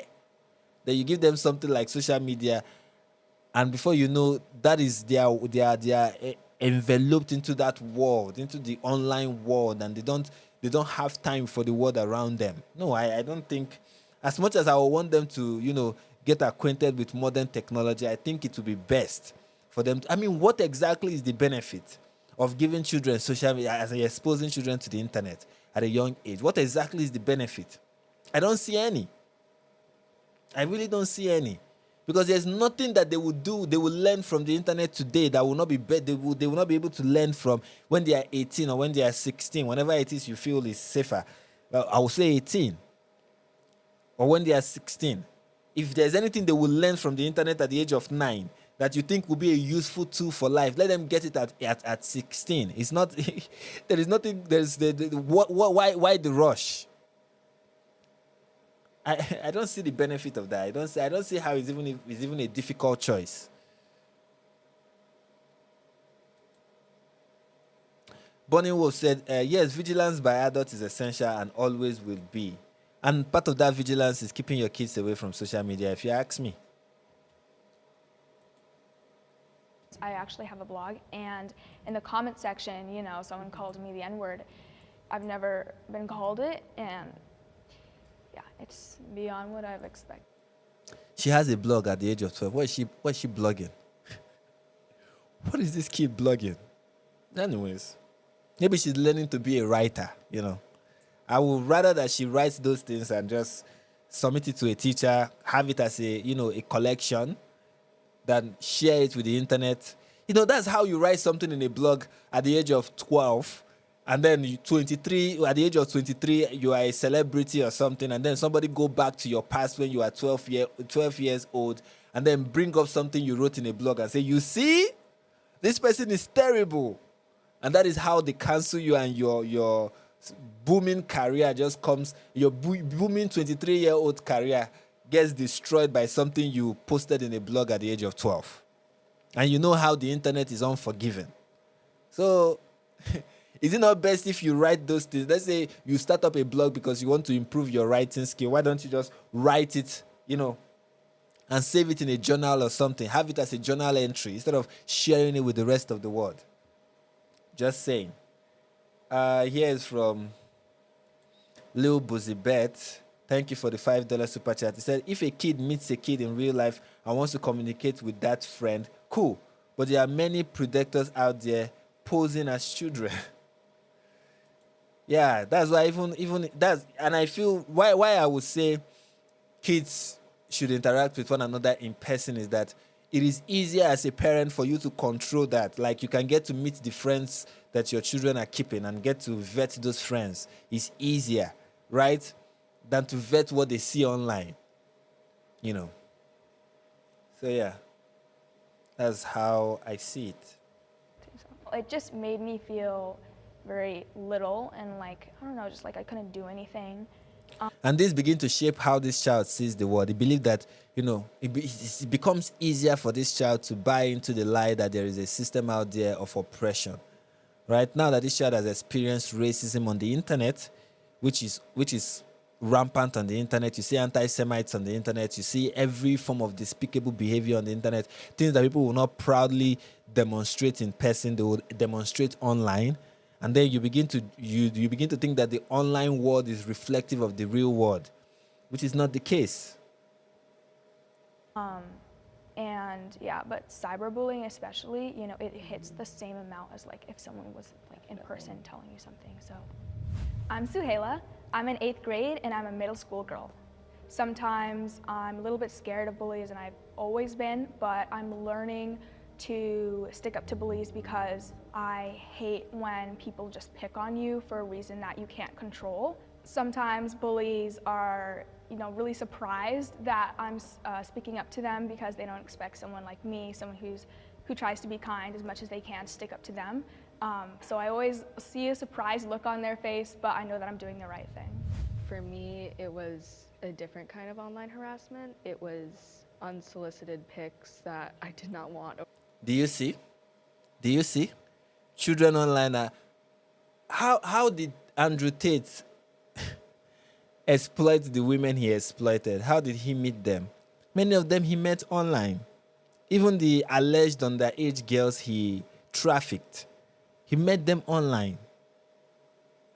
Yes, when you give your children social media, you are exposing them to the Andrew Tates of the world. Like, no, let that be in your mind that, hey, when my children are exploring social media, there is an Andrew Tate out there waiting to exploit them, waiting to take advantage of them. And anyone can send any kind of picture to your child. Your child at the age of 12 may receive, pictures of someone's private part. How do you ensure that does not happen? You get them off social media. For me, it's a no-brainer. It's a no-brainer. This is from Burning Wolf. Thank you for the $10 super chat. He said, benefit is that through social media, the world is more connected than ever before, including people from other countries, culture, etc. But it can be a double-edged sword. Hence, vigilance is needed. I understand that the world becomes big, the world opens up to you through social media. The question is, that level of exposure, is it okay for a child? That level of exposure to the world, the vastness of the universe, is it better they learn about it through National Geographic, or do they learn it through Andrew Tate's picture of his private? I'm just asking. And this is from Paulina Paulina Nowak. She said there is a benefit. This parents' free time.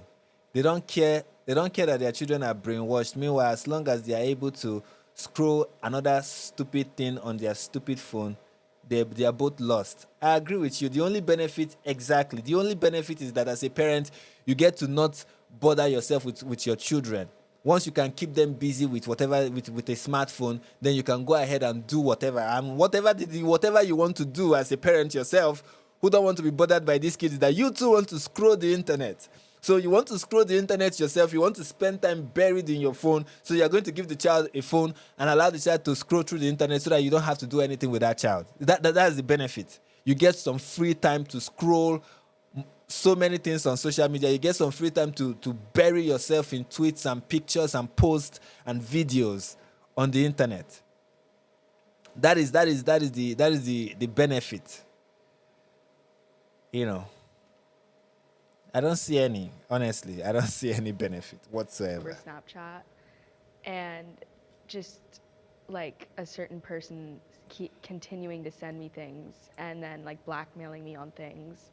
When I first got my Instagram, like the first year, I posted some photos, and then like the first couple minutes, I already started to get harassed by this random person. It just really made me uncomfortable because I didn't know who they were, and it was like really creepy. Yeah, that's what you're exposing children to. That is exactly what you're exposing children to. Online harassment, online bullying, indecent pictures, indecent content, grooming. Huh? That is what you're exposing for the benefit of what? For the benefit of what exactly? Doesn't make sense. This is from C. Woke. Thank you for the $5 super chat. Bro, get off the Andrew Tate trafficking crap. Jeffrey Epstein is a real trafficker. Andrew Tate is an easy target. Say whatever you want. Let me not make that an issue today, but I think what I think and I believe what I think is accurate. You think what you think and I believe what you think is inaccurate. But let's not talk about it. Let's not make this stream about Andrew Tate, shall we? This is from Nathan. He said, I am 100% sure the golden kid that didn't come forward doesn't have an online presence. Yes, I am certain that's what he will say, but let's see how it goes. Let's get back to this. Let's see how it goes.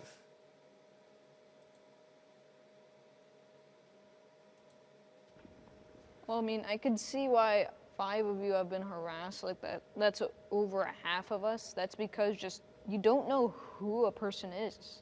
If they just don't upload a picture, don't choose a name, anything like that.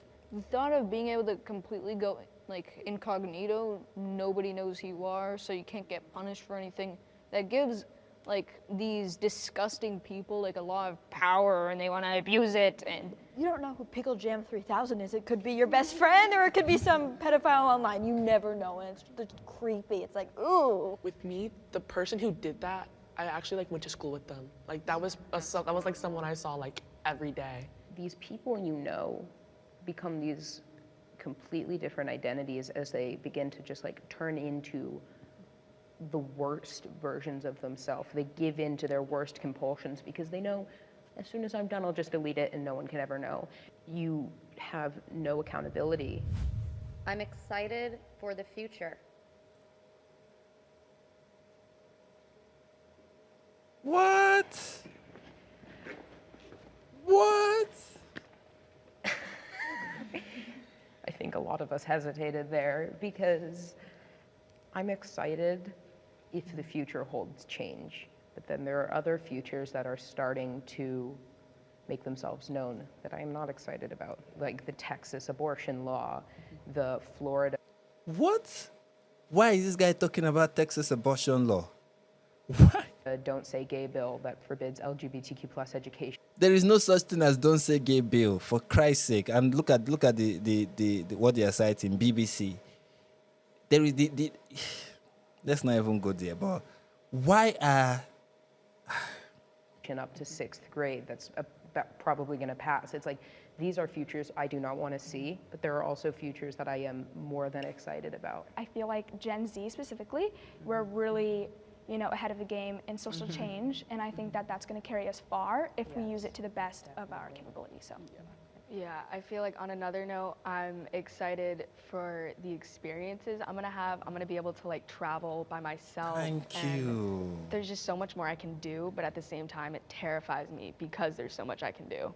And like, I have so much responsibility. Yeah, definitely. It's terrifying. I just want to make it to college, honestly. I want to have the college experience. Like, I think that's like a lot of people I know, they're like, That's what you should look forward to as a child. What is your issue with abortion law? Are you getting pregnant tomorrow? What is your issue with, why are you bothered about something like, that should not be what should bother you. What should bother you is, I want to get to experience this. I can't wait to experience this. I can't wait to do this. I can't wait to grow up. I can't wait to explore the world. I can't wait. That is the mindset as a child you should have. You can't wait to experience certain things. You're looking forward to certain experiences. That is what you should look forward to in the future. And I'm shocked that there are kids who are like, nah, I'm not excited for the future. Did you know what you get to do in the future 5-6 years from now as a child who is just 12? You get to do so many things. As a child, if I can remember, one of the things that I found till this day, I guess is how I was raised. I am always, with the thought of the future, is always consoling. Like, the thought of the future is always consoling for me. I see when I look at the future, I become hopeful. Like, whatever it is I'm going through right now, whatever it is I'm going through in the moment, I always believe that it will change. This will soon pass. And I cannot wait for that to be in that moment when this no longer exists, where this limitation no longer exists. Whatever it is I'm going through right now, there is a moment when that will not be the case. And I can't wait for that. I look forward to that. I always look at the future and see that whatever current problem that I'm experiencing will be gone by the time I get into the future. And it's, for me, the thought of that is consoling. When I look at the future, I see myself looking back to the past and laughing at some of the things that bothered me so much. I remember one time, that's like 5 years ago or less than that. I was going through something. It was financial, right? And I was going through that. It was really difficult for me.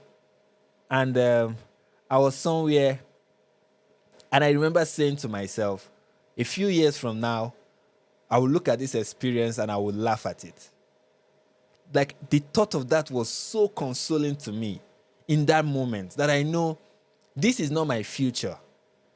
I will get to somewhere where this does not exist. And I will look back at this and I will laugh. For me, that is how I see the future. And this has been the thought that I've had even when I was a child. I did not look at the future and I saw gloom and I saw doom and I saw hopelessness. When I look at the future, I see possibilities. I see opportunities. I see a chance. I find it, and I think it should be the case that as a child you have this, naivety, right? As a child you are naive, you are inexperienced, right? So that naivety should create this optimism, should make you optimistic. That is what I think you should expect from children. This false hope, call it that, false hope, but whatever children should be more hopeful because they've not seen enough. You've not experienced so much disappointment and troubles in life. So you are always enthusiastic, you're always optimistic. That's what you should expect from children. To see children exhibit this form of pessimism about the future and be like, I don't have so much that I hope for. I look at what is happening in Florida. I look at what is happening in Texas, and I think there's nothing. You don't even know what that means, and yet you are troubled by it. Why? Who told you should be troubled by it? Who told you that? And for me, it's failure on the part of the parents for you to carry those adult problems and infuse it into the minds of your children, and failure on the part of the teachers who are telling children about these things. Why should a child be worried about abortion law? Why should a child be worried about don't say gay bill? They should focus on they should just be focused on other things than this. That's how you get a 15-year-old and make her an activist for climate change when this child should be in school learning. That is somebody who it's wrong to get your children into activism at a very young age, to get them concerned about things they shouldn't be worried about. Some things people do where they take their children to marches. You should not be doing that. Children should not be going there. I don't know what you're trying to achieve. You're trying to make them pessimistic. You're trying to make them hopeless. At that young age, when they should be full of light, when you should look at them and see their naive innocence and be like, this is just beautiful. Instead, you are going to bury their mind with all this nonsense about social issues that they know nothing about, that even if they know something about it, they don't understand it. That's what you are going to infuse into their mind and fill them with hopelessness. And then you have children who are like, they're not even ready for the future. That is a serious problem, that you can find kids like this who are not happy about the future. For me, it is a real problem. Let me see what people in the chats are saying. This is from he whose name I cannot pronounce. I remember in my country in South America, 12-year-olds were fighting against 17-year-olds because the 12-year-olds were hanging alphabet gang flags on the preschool rooms. I mean, that's crazy. That is crazy. This from Lil Buzibet. I wonder what these kids think of the assassination of... We are not sure if that is... that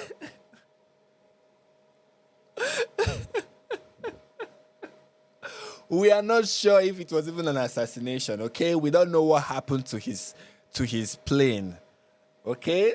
I wonder what they think about it anyway. I wonder what they think about it. I wonder what they think about the wildfire in Hawaii. I wonder what they think about I wonder what they think about the fact that there was a coup in Niger. I wonder what they think about that. Children, what is your opinion on that?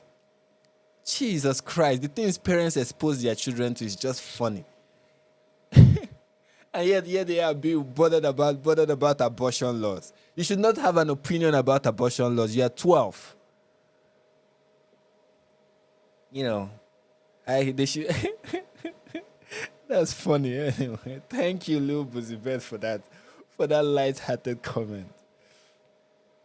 And this is from Paulina Nowak. She says, sometimes I think that some people want to destroy mental health of this generation because they know that psychologists will be the only profession that can survive AI. Don't be so sure. Don't be so sure. We might have AI psychologists in the near future. Don't be so sure. But I think, there's this effort, there's this constant effort by so many people to spread gloom amongst the younger generation and make them feel hopeless. And I don't know why. I really don't understand why you want your younger generation to feel that way. I really don't understand that. And he whose name I keep not pronouncing properly but still try, Monelekwa, you said blame their guardians. Yes. Especially not just guardian as in parents, but also their teachers. Right? You have teachers who want to let the children know that Hillary Clinton not winning an election is terrible for the future. When a child doesn't even know who Hillary Clinton is or what she stands for or anything about politics. You have teachers who want to get children involved. You have people who are recruiting, and like in Africa, we have child soldiers who carry guns, right? Which is child abuse. Everyone will agree that is child abuse. To have children carrying guns, fighting for something, getting killed in the battlefront, we call that child abuse. In the West, we also have child soldiers. Yes, we do. They don't carry guns. No, they wave flags. They carry placards. They go for parades. They go for marches. They tell you they have an opinion about politics. Those are child soldiers. It's a version of it. Yes, it does not look as grim and as dire as it looks like when you look at African countries that are at war and are recruiting child soldiers and having these child soldiers get themselves blown to pieces. But you are doing that to the mental health of these children, having it blown to pieces. Recruiting them for wars that they know nothing about. That's the version of child soldiers you have in the West, and it is bad. You have children now that are not even up to 18, 19, talking about having PTSD. PTSD, post-traumatic stress disorder. What have you experienced in your life? Nothing. But you have been bombarded with constant messages of gloom and of doom to make you feel like you've already experienced a battlefront. That's bad. That is bad. That is unhealthy.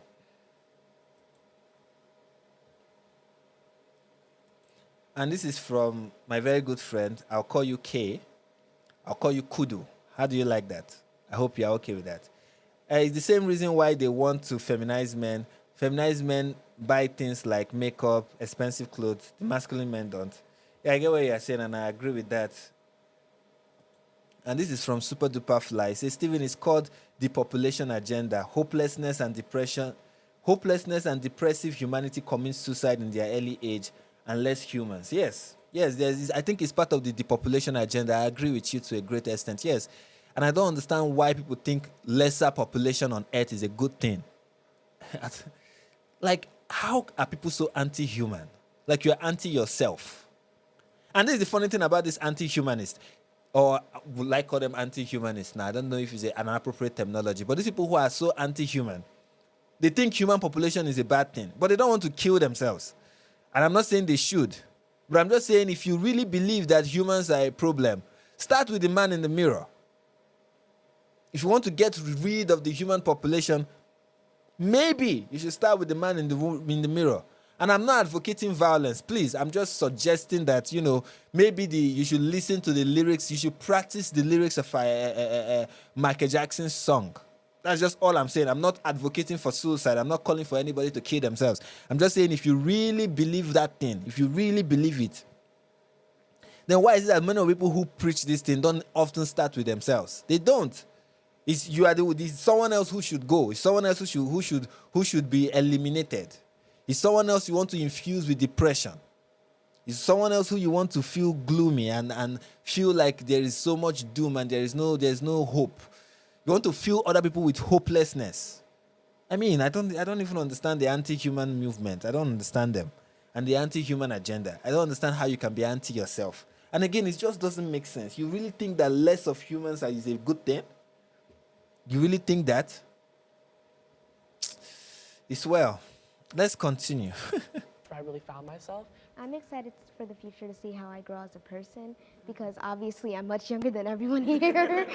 So I'm just excited to see how I grow when I get to be you guys' age. I'm also looking forward to the future because I do act, so I also want to see that grow. And I do have a podcast, so I also want to see that grow. Oh my God, so cool. Oh my God. Hi, my name is Hanadi. She has a I'm podcast in and she's grade, a child. and Man, these days you can be anything. I'm not a huge fan of any of these things, by the way. Children being even in the entertainment industry, you should like serious supervision from your parents, right? If you're going to be a child actor, then a child podcaster.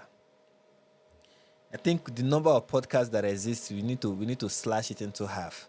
Get rid of so many people who are in the podcast industry. Middle school girl. The podcast is 9.5 Podcast because I made it when I was 9. And I basically talk about peer pressure on a lighter level, toxic friendships versus clean friendships, a lot of things in that matter. And I'm very sure she's going to, by the time she's like 12, she's in 10 years' time, she's going to look at some of the things she said as a child and be like, oh my God, that is embarrassing. It's going to happen. I guarantee it. It's going to happen. She's going to look back and be like, Jesus Christ, I did not say that. Oh, that was crazy. I did not say that. I can't watch these videos.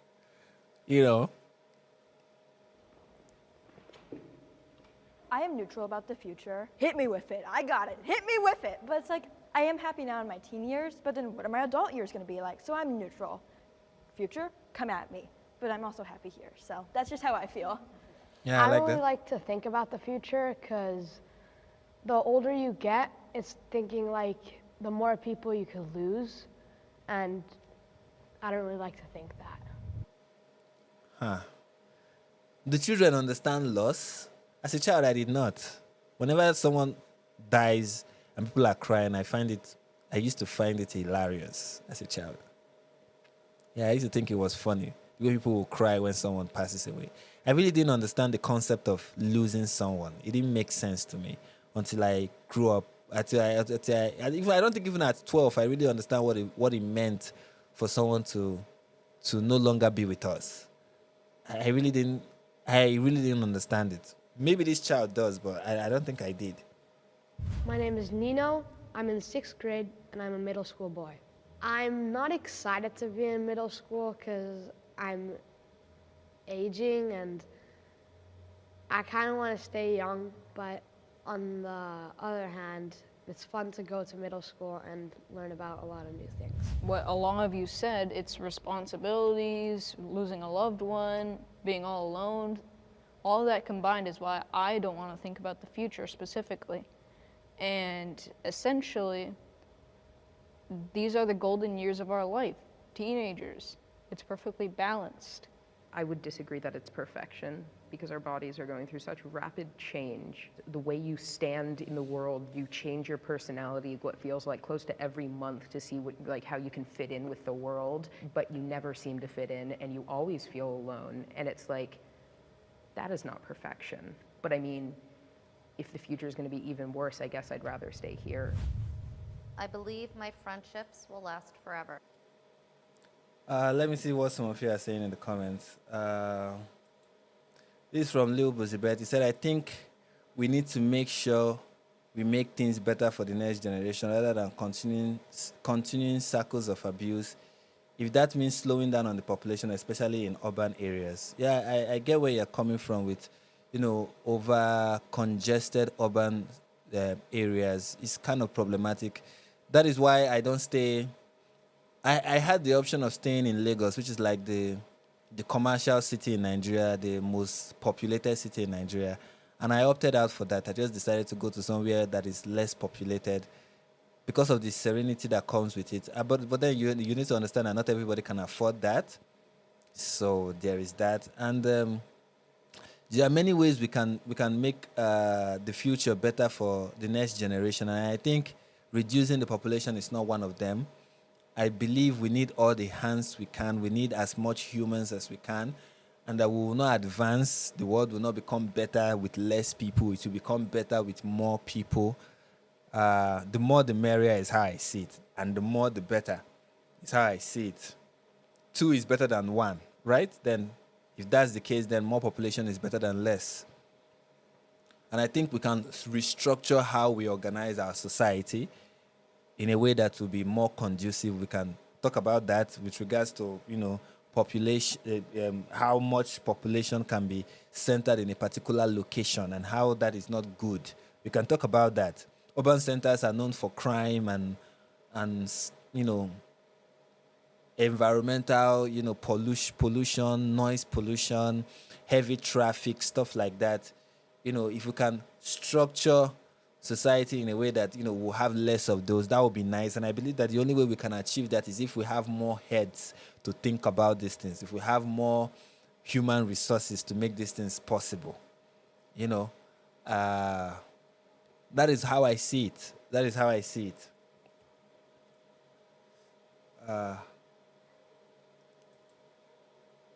And this is from Mr.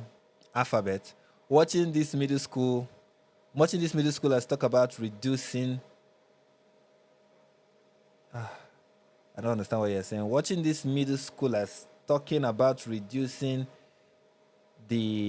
makes me wonder which one of them will be the next. Okay, reducing the population make me wonder which one of them will be the next Thanos. They didn't say anything about reducing the population. They just spoke more about. Or the day, I can't remember. Sorry, memory lapse. They talk more about losing loved ones and how that is problematic and how they are scared of losing loved ones and how they are not sure about what the future holds with regards to abortion laws and LGBTQ stuff. I brought out the issue with population reduction when it has to do with Greta, who started being an activist, I think, at the age of 15. So that's where I was coming from with that. But I don't think they mentioned that. Anyway. And this is from Bonnie Wolf. You say, high bets for the sake of survival did work in some places once, like industrial Britain, things like low life expectancy and abject poverty. Yeah, I get that. That, in the past, that was why people had high birth rates. But I think that does not mean now that, we've with the help of medicine, we've been able to reduce infant mortality and maternal mortality, that then we should now seek to reduce the population. We should see the strength in numbers. Even animals understand that there is strength in numbers. So less is not best. It's not the best. I have not seen anything to convince me otherwise. The whole human resources will not be able to sustain this amount of human life. There is nothing that shows that. There is nothing that suggests that. We have abundance of resources and we have people who waste. One of the problems that we have in today's society is the amount of waste that occurs. The amount of waste is criminal. We talk about how humanity cannot sustain a population boom. That we cannot be able to, this universe, the earth itself cannot sustain 12 million people. And yet you see the amount of waste that is happening on a regular basis. Food is being wasted, resources are being wasted. And you're like, if we learn to manage resources better, we can feed as much humans as possible. So this idea that, there's also, I think there's this, I'm not sure about it, but there's this research that said that the whole of human population can fit into Texas. The whole of the human population, you can cram it up into Texas. So we are not really that much, okay? There are vast portion of the earth that is not inhabited. Vast portion of the earth that is not inhabited. Okay, so that idea that the earth cannot sustain large amount of human life is not true,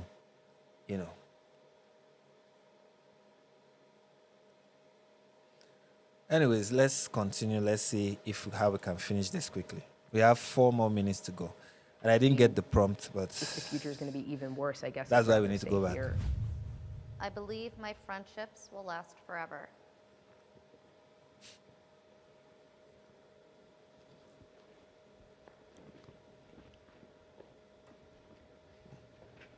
I have like really close friends. We've been friends together like for a long time already.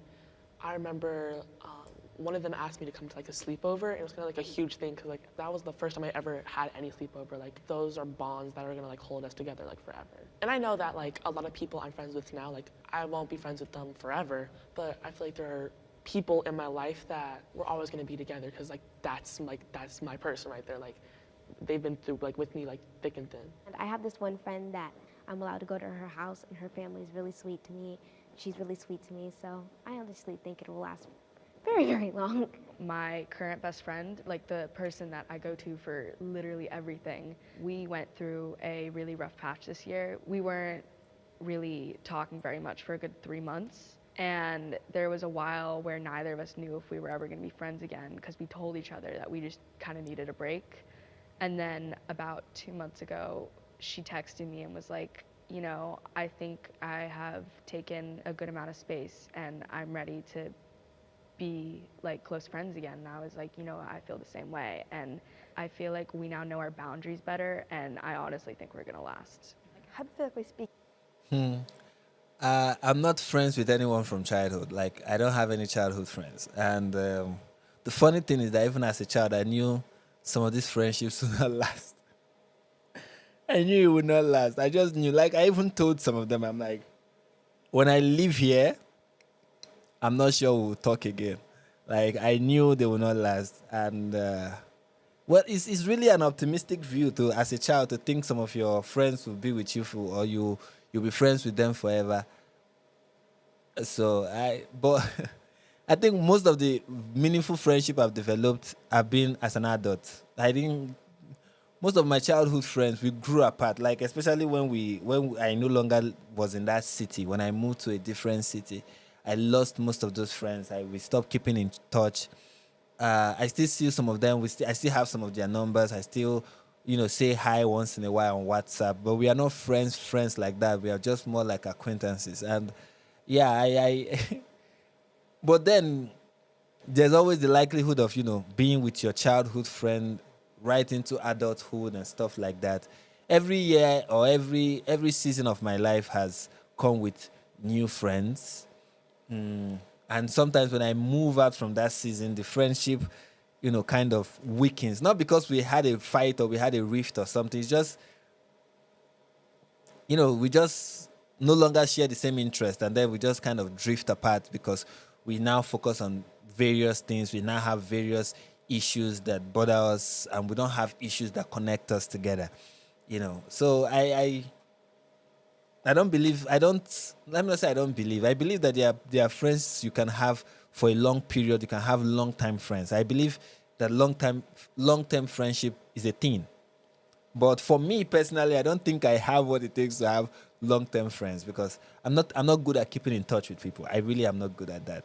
And whenever I'm close to somebody, the people that I'm close to the most are family members. I'm close to my family members. Like I'm closer with my family members than I am with friends, right? And I grew up with in a family that plenty boys, so all the social interaction you needed, you could get from your brothers, so that was kind of what it was for me. So personally, I tend to be closer with my family than I am with people, that are not family members, I don't know. If I'm close to somebody who is not a family member, it's usually for a reason, right? And somehow when that reason is no longer there, like maybe we have a common goal, we have a common interest, we have a common agenda, or we find ourselves in the same space.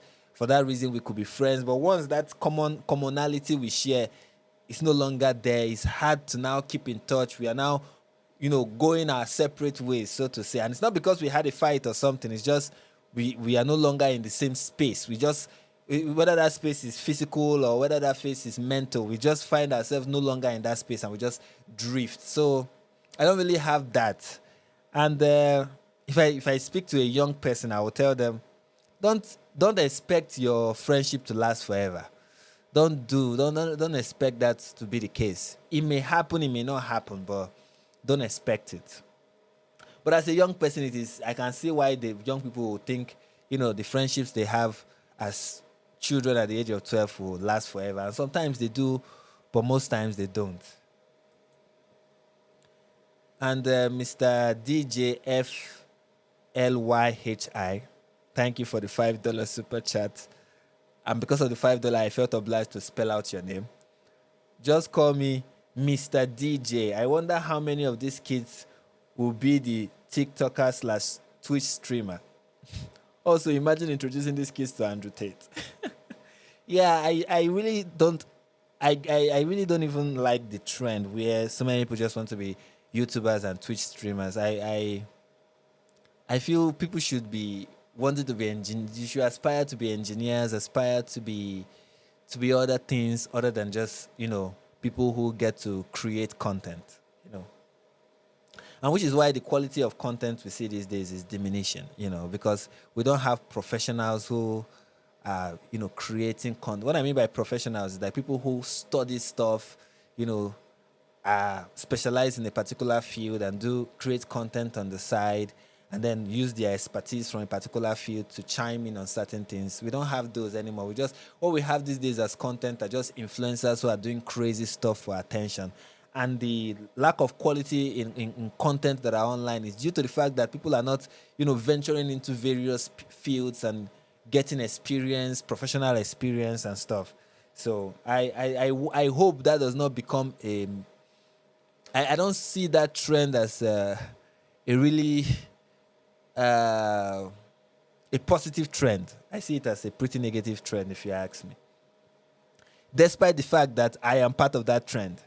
It's okay to be part of something and still see that thing you are part of as, if it continues like this, it may not really be helpful. It shows that you are being honest. That's how I see it. Like, you're being honest if you're able to say, yeah, I'm part of this, but if everyone joins in and become part of this, it's not going to really be helpful, especially if the quality of the content we are creating is nothing to write home about, if you get what I mean. And this is from my number one fan, Lil Buzibet. Thank you for the $2 super chat. He said, Frank doesn't organize the family reunion. Frank doesn't organize the family reunion. Hey, anyway, my family doesn't need to reunite. We are always united. We are always together, even though we are not together in the same location. We're always together, and every once in a while, during a certain period of the year, we always find ourselves together in the same location. Although that has not happened for a while, but I see it happening very soon. So it's not like something that needs to be planned. Yeah, and it's the friend reunion that I don't usually plan. You know, sometimes out of just me trying to reconnect, sometimes I just call some of my friends who I have not spoken to for like 5 or 6 years. I do that sometimes just so that it will be that I'm keeping in touch, but it's just that once in a while call that you're going to get. It's not like tomorrow I'm going to be like, hey, what's up? How is your day?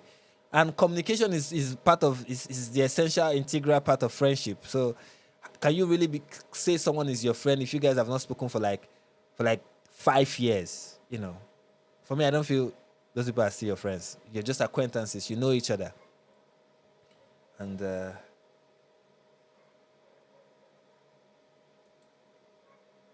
yeah, so let's keep going. If my friend who I've known for a really long time moved, we could still message, hi, how's new house or whatever. We'd still be friends because even though she's not like right in front of my face, she's right in front of her phone and I'm right in front of my phone. So it's like we're kind of connected. Therefore, we could always technically be friends forever. I'm Olivia. I'm in 8th grade and I'm a middle school girl. I like the lady's like, I'm Olivia. I'm 8th grade.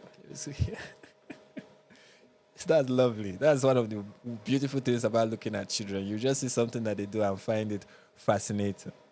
Some things I love about my friendships in middle school is the connection we have. The fact that we went from elementary school to middle school is this big transition. It's like we see each other growing up. As we grow, we learn more amazing things, and our bond grows so much more. It's just amazing. I love it. I remember having like a bunch of great friends in like preschool, kindergarten, and now it's been years and I don't know where they live. We're not even in contact anymore. That's my guy. Like, my mom has their phone number, but we haven't been in contact, so I don't think friendships like last forever. They can, but like sometimes you're not in touch or.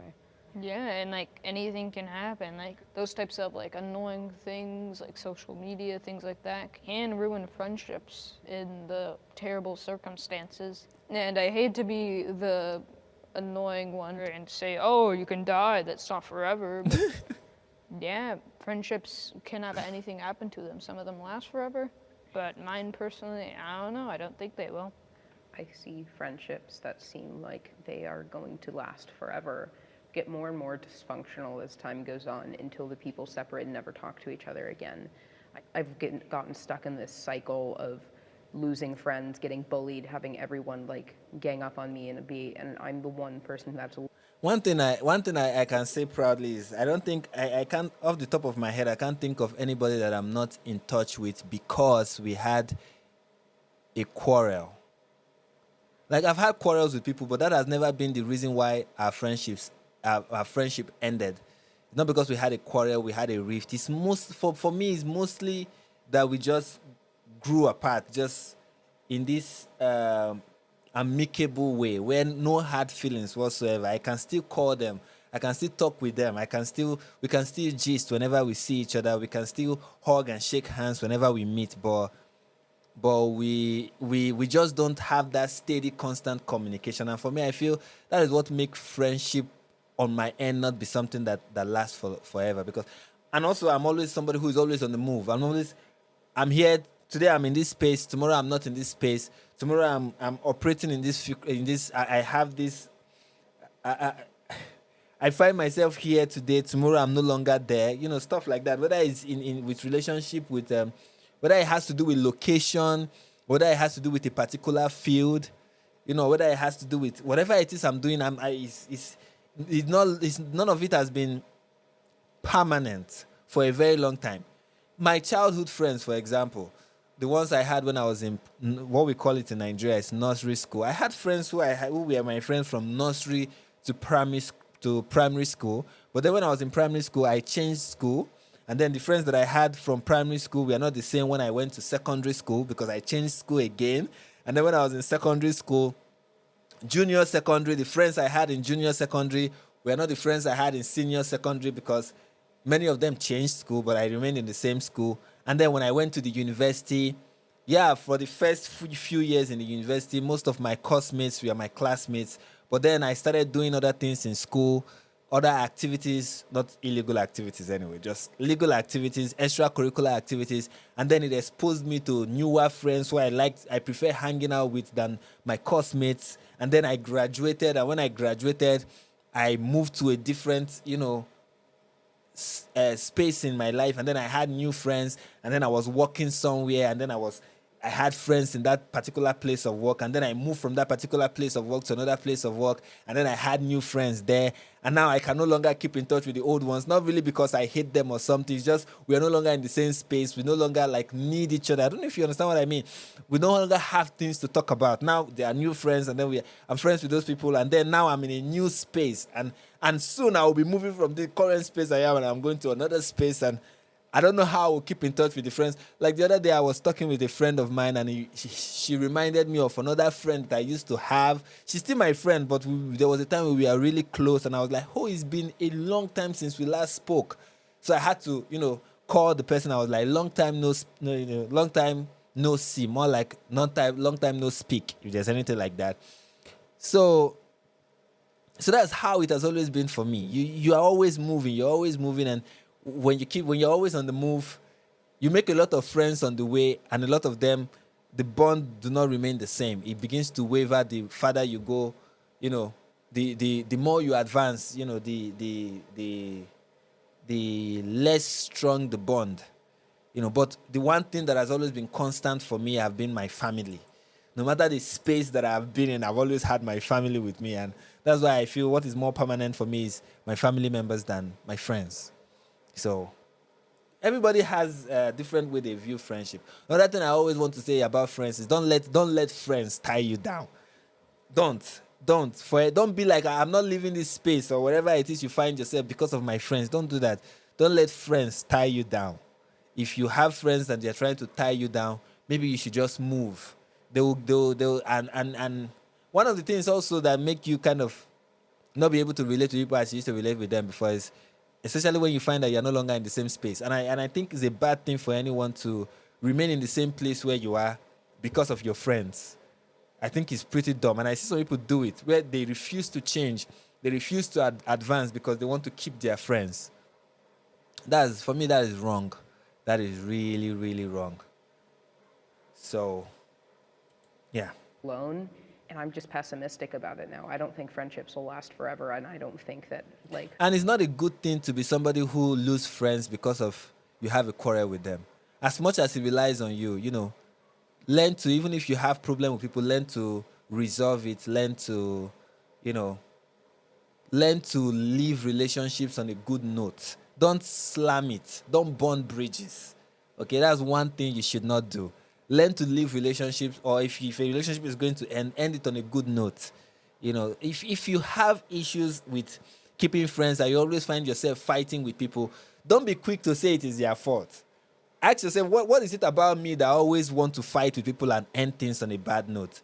And I'm not saying you should suck it up to people and just, allow people to walk over you or stuff like that, but learn to make peace with people, to live peaceably with all men, like the Apostle Paul said. Learn to do that and try as much as possible to, to be that kind of person. I would advise that strongly. And that's something I would tell people who are 12-year-old, who are, younger and still in middle school. I'll be like, learn to live peaceably with all men. Learn to settle differences. Learn to quash out issues and not lose friends because of disagreement. I'm not saying there are not instances where that is unavoidable, but let it be seldom. Let it not be always the case,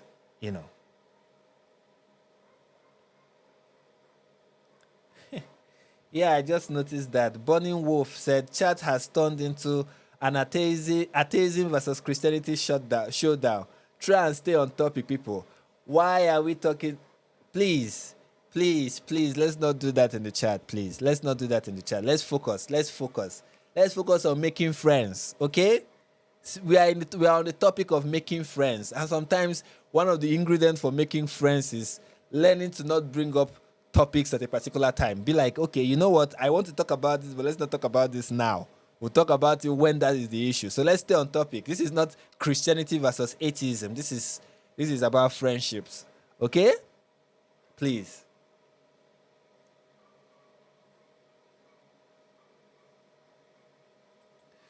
Yeah, like Lil Buzibet is backing me up here. Thank you. He said, please start your own channel stream and have this discussion. Peace and love to worshippers and skeptics alike. Yeah, I agree with that. Not now, not today. Okay, that's not the topic of today's conversation. We'll talk about it some other time. Maybe, if I have the stomach for it, maybe we'll talk about it. But right now, no. Oh, sorry, I just highlighted static instead of playing. No matter how good your friendship is, something's going to screw it up. And I also think it's about, like taking friendships day by day. It's not about thinking about what you're going to do in 10, 20 years. Like if you're still going to be friends or maybe not, it's just about having fun with that person, not, thinking about the future too much, because I feel like it's all in the moment and that's what we should be focusing on. So, Y'all, that was... Oh, I think that's the end of it. And I want to highlight something that Kale or Kai? Kyle Kuso said, something I have always loved about your content is that it isn't strictly democratic or Republican content. It's just common sense. Of course, it should be. I'm not an American. I'm not in the West, so I cannot be a Democrat or a Republican. I cannot get involved with American politics like that. I'm not in the West. It's not like if I am in the West, I'll have any allegiance towards any political party. As a Nigerian in Nigeria, I don't have allegiance towards any political party. I'm only going to vote for people who I believe represent my interest. And if no political party fully represents anybody, none. I believe that when you know this, you'll be able to look at politics through an unbiased lens. When you realize no political group fully represents you. None. There may be something you agree with these people. There's something you may agree with these other people, but none of them fully represent you. As bad and despicable, as diabolic sometimes as people on the donkey party, if you know what I mean, may sound, you might hear one or two things that they may say and you'll be like, I agree with that. I completely agree with that. You may not like the elephant party, but there's something you will hear them say and you'll be like, nah, I agree with that. So what are you? You're just an individual. You're not a political party. You're an individual. Be that, an individual, with your own mind, with your own thought, with your own opinions and views and values. And don't believe that there is a political party that fully represents you. None of them do. And we finished seeing the video, and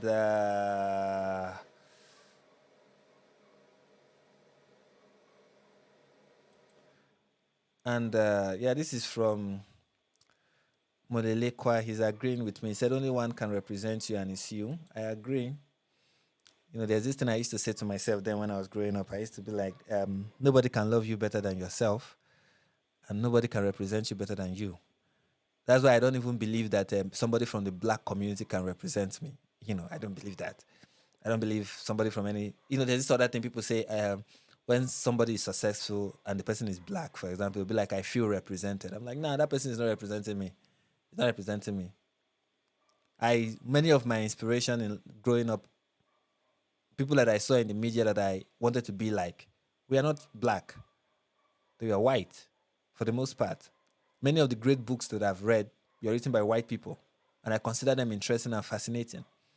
And I feel what was written in those books were, very helpful, very insightful. You shouldn't live life like that, thinking anything or any group can fully represent you. Okay, you are different. You can learn from one person, learn from the other person, pick things as you go from different groups. And I think that's one thing that makes Western civilization really great, is how it was able to borrow things from different cultures that are valuable, and and make it part of the Western culture. Western culture, for me, I see it as a combination of various cultures. That is why when people say it is white supremacy, it is whatever, I'm like, nah. If you know how many of the things you see in Western culture that was borrowed, you won't call it white supremacy. You won't call it something created by cis white men. Many of the things you see in Western culture borrowed from Arabs, borrowed from Africans, borrowed from Native Americans, borrowed from Native Canadians, from various places. How many of the words in English language were borrowed? And that's one thing that makes a culture great, is how much you can borrow. Like Nigerian culture, people find it very entertaining and interesting, especially the modern culture. I mean, like the urban culture. Let me not say culture as in the various cultures we have, but I'm talking about the urban culture that you find in Nigeria, what you see in Lagos, what you see in Kaduna, what you see in Abuja. Those things are like combination of various cultures, and some of those cultures are not even Nigerian cultures. Nigerians will take something from Cameroonians, Nigerians will take something from Ghanaians, Nigerians will take something from South Africans, Nigerians will take something from Kenyans. You'll see a Nigerian do things that he saw somewhere that he liked. He doesn't even know about, doesn't even understand it, but it's this Nigerian does this thing was, and then make it a trend. And before you know it, tomorrow those people from those other culture will be doing that thing and promoting that thing because they saw a Nigerian do it rather. And that is what makes a culture great, your ability to imbibe other cultures. But what you see in the West today is people saying, don't emulate this culture because it is oppressive. It was from people who hated your ancestors, blah, blah, blah, stupid stuff like that. And I'm like, what does that have to do with anything? Ewo. Sorry. I went and clicked on the wrong scene. And the whole thing was almost like, sorry about that, guys. Anyways, so yes, I believe maybe my conclusion on what I just saw with middle ground and the conversation with middle schoolers. Yes, there are things to learn from younger people, right? And it's not things that they would teach you because they know it, right? It's just like learning something from ants and learning something from observing nature. It's not like nature is, you learn something from nature because nature is intelligent and can teach you something. Is that from observing certain phenomena and activities, you learn a lot about yourself. And the same thing is what I think is the case, just watching these children talk about things, you get to remember things about yourself, get to explore certain topics, and get to learn a thing or two. And that's how you learn from children. Not because they are smarter than you. You don't learn from children because they are smarter than you, they are wiser than you. You learn from children because you can observe certain things they do, and those things they do and those things they say can spark up something in you and can remind you of something or help demonstrate something. And that's how you learn from children. That does not mean that children are smarter than adults. It doesn't mean, if you see a child who is smarter than an adult, it does not speak to the intelligence of that child, but speaks to the stupidity of the adult. Okay? Now, it doesn't also mean that there are not things that children are good at as children, but we are talking about wisdom here. We're talking about overall intelligence here. And adults are more intelligent. Adults are way wiser than children. Should be. Right? So, as much as you can learn from them, you should lead them. You should guide them.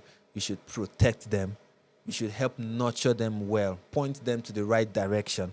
That's what children need. Children should not take the lead. They are leaders of tomorrow, not leaders of today. And that's my closing remark. I hope you guys have enjoyed this stream thus far. Thank you to each and every one of you. Thanks for the comments. Thanks for the likes. Thanks for the votes. Thanks for the super chats. I really appreciate it. And I will most likely be going live tomorrow. And hopefully there won't be any glitch or any technical difficulty. And we'll have a blast. Thank you, everyone. And until the next live stream, stay blessed and peace.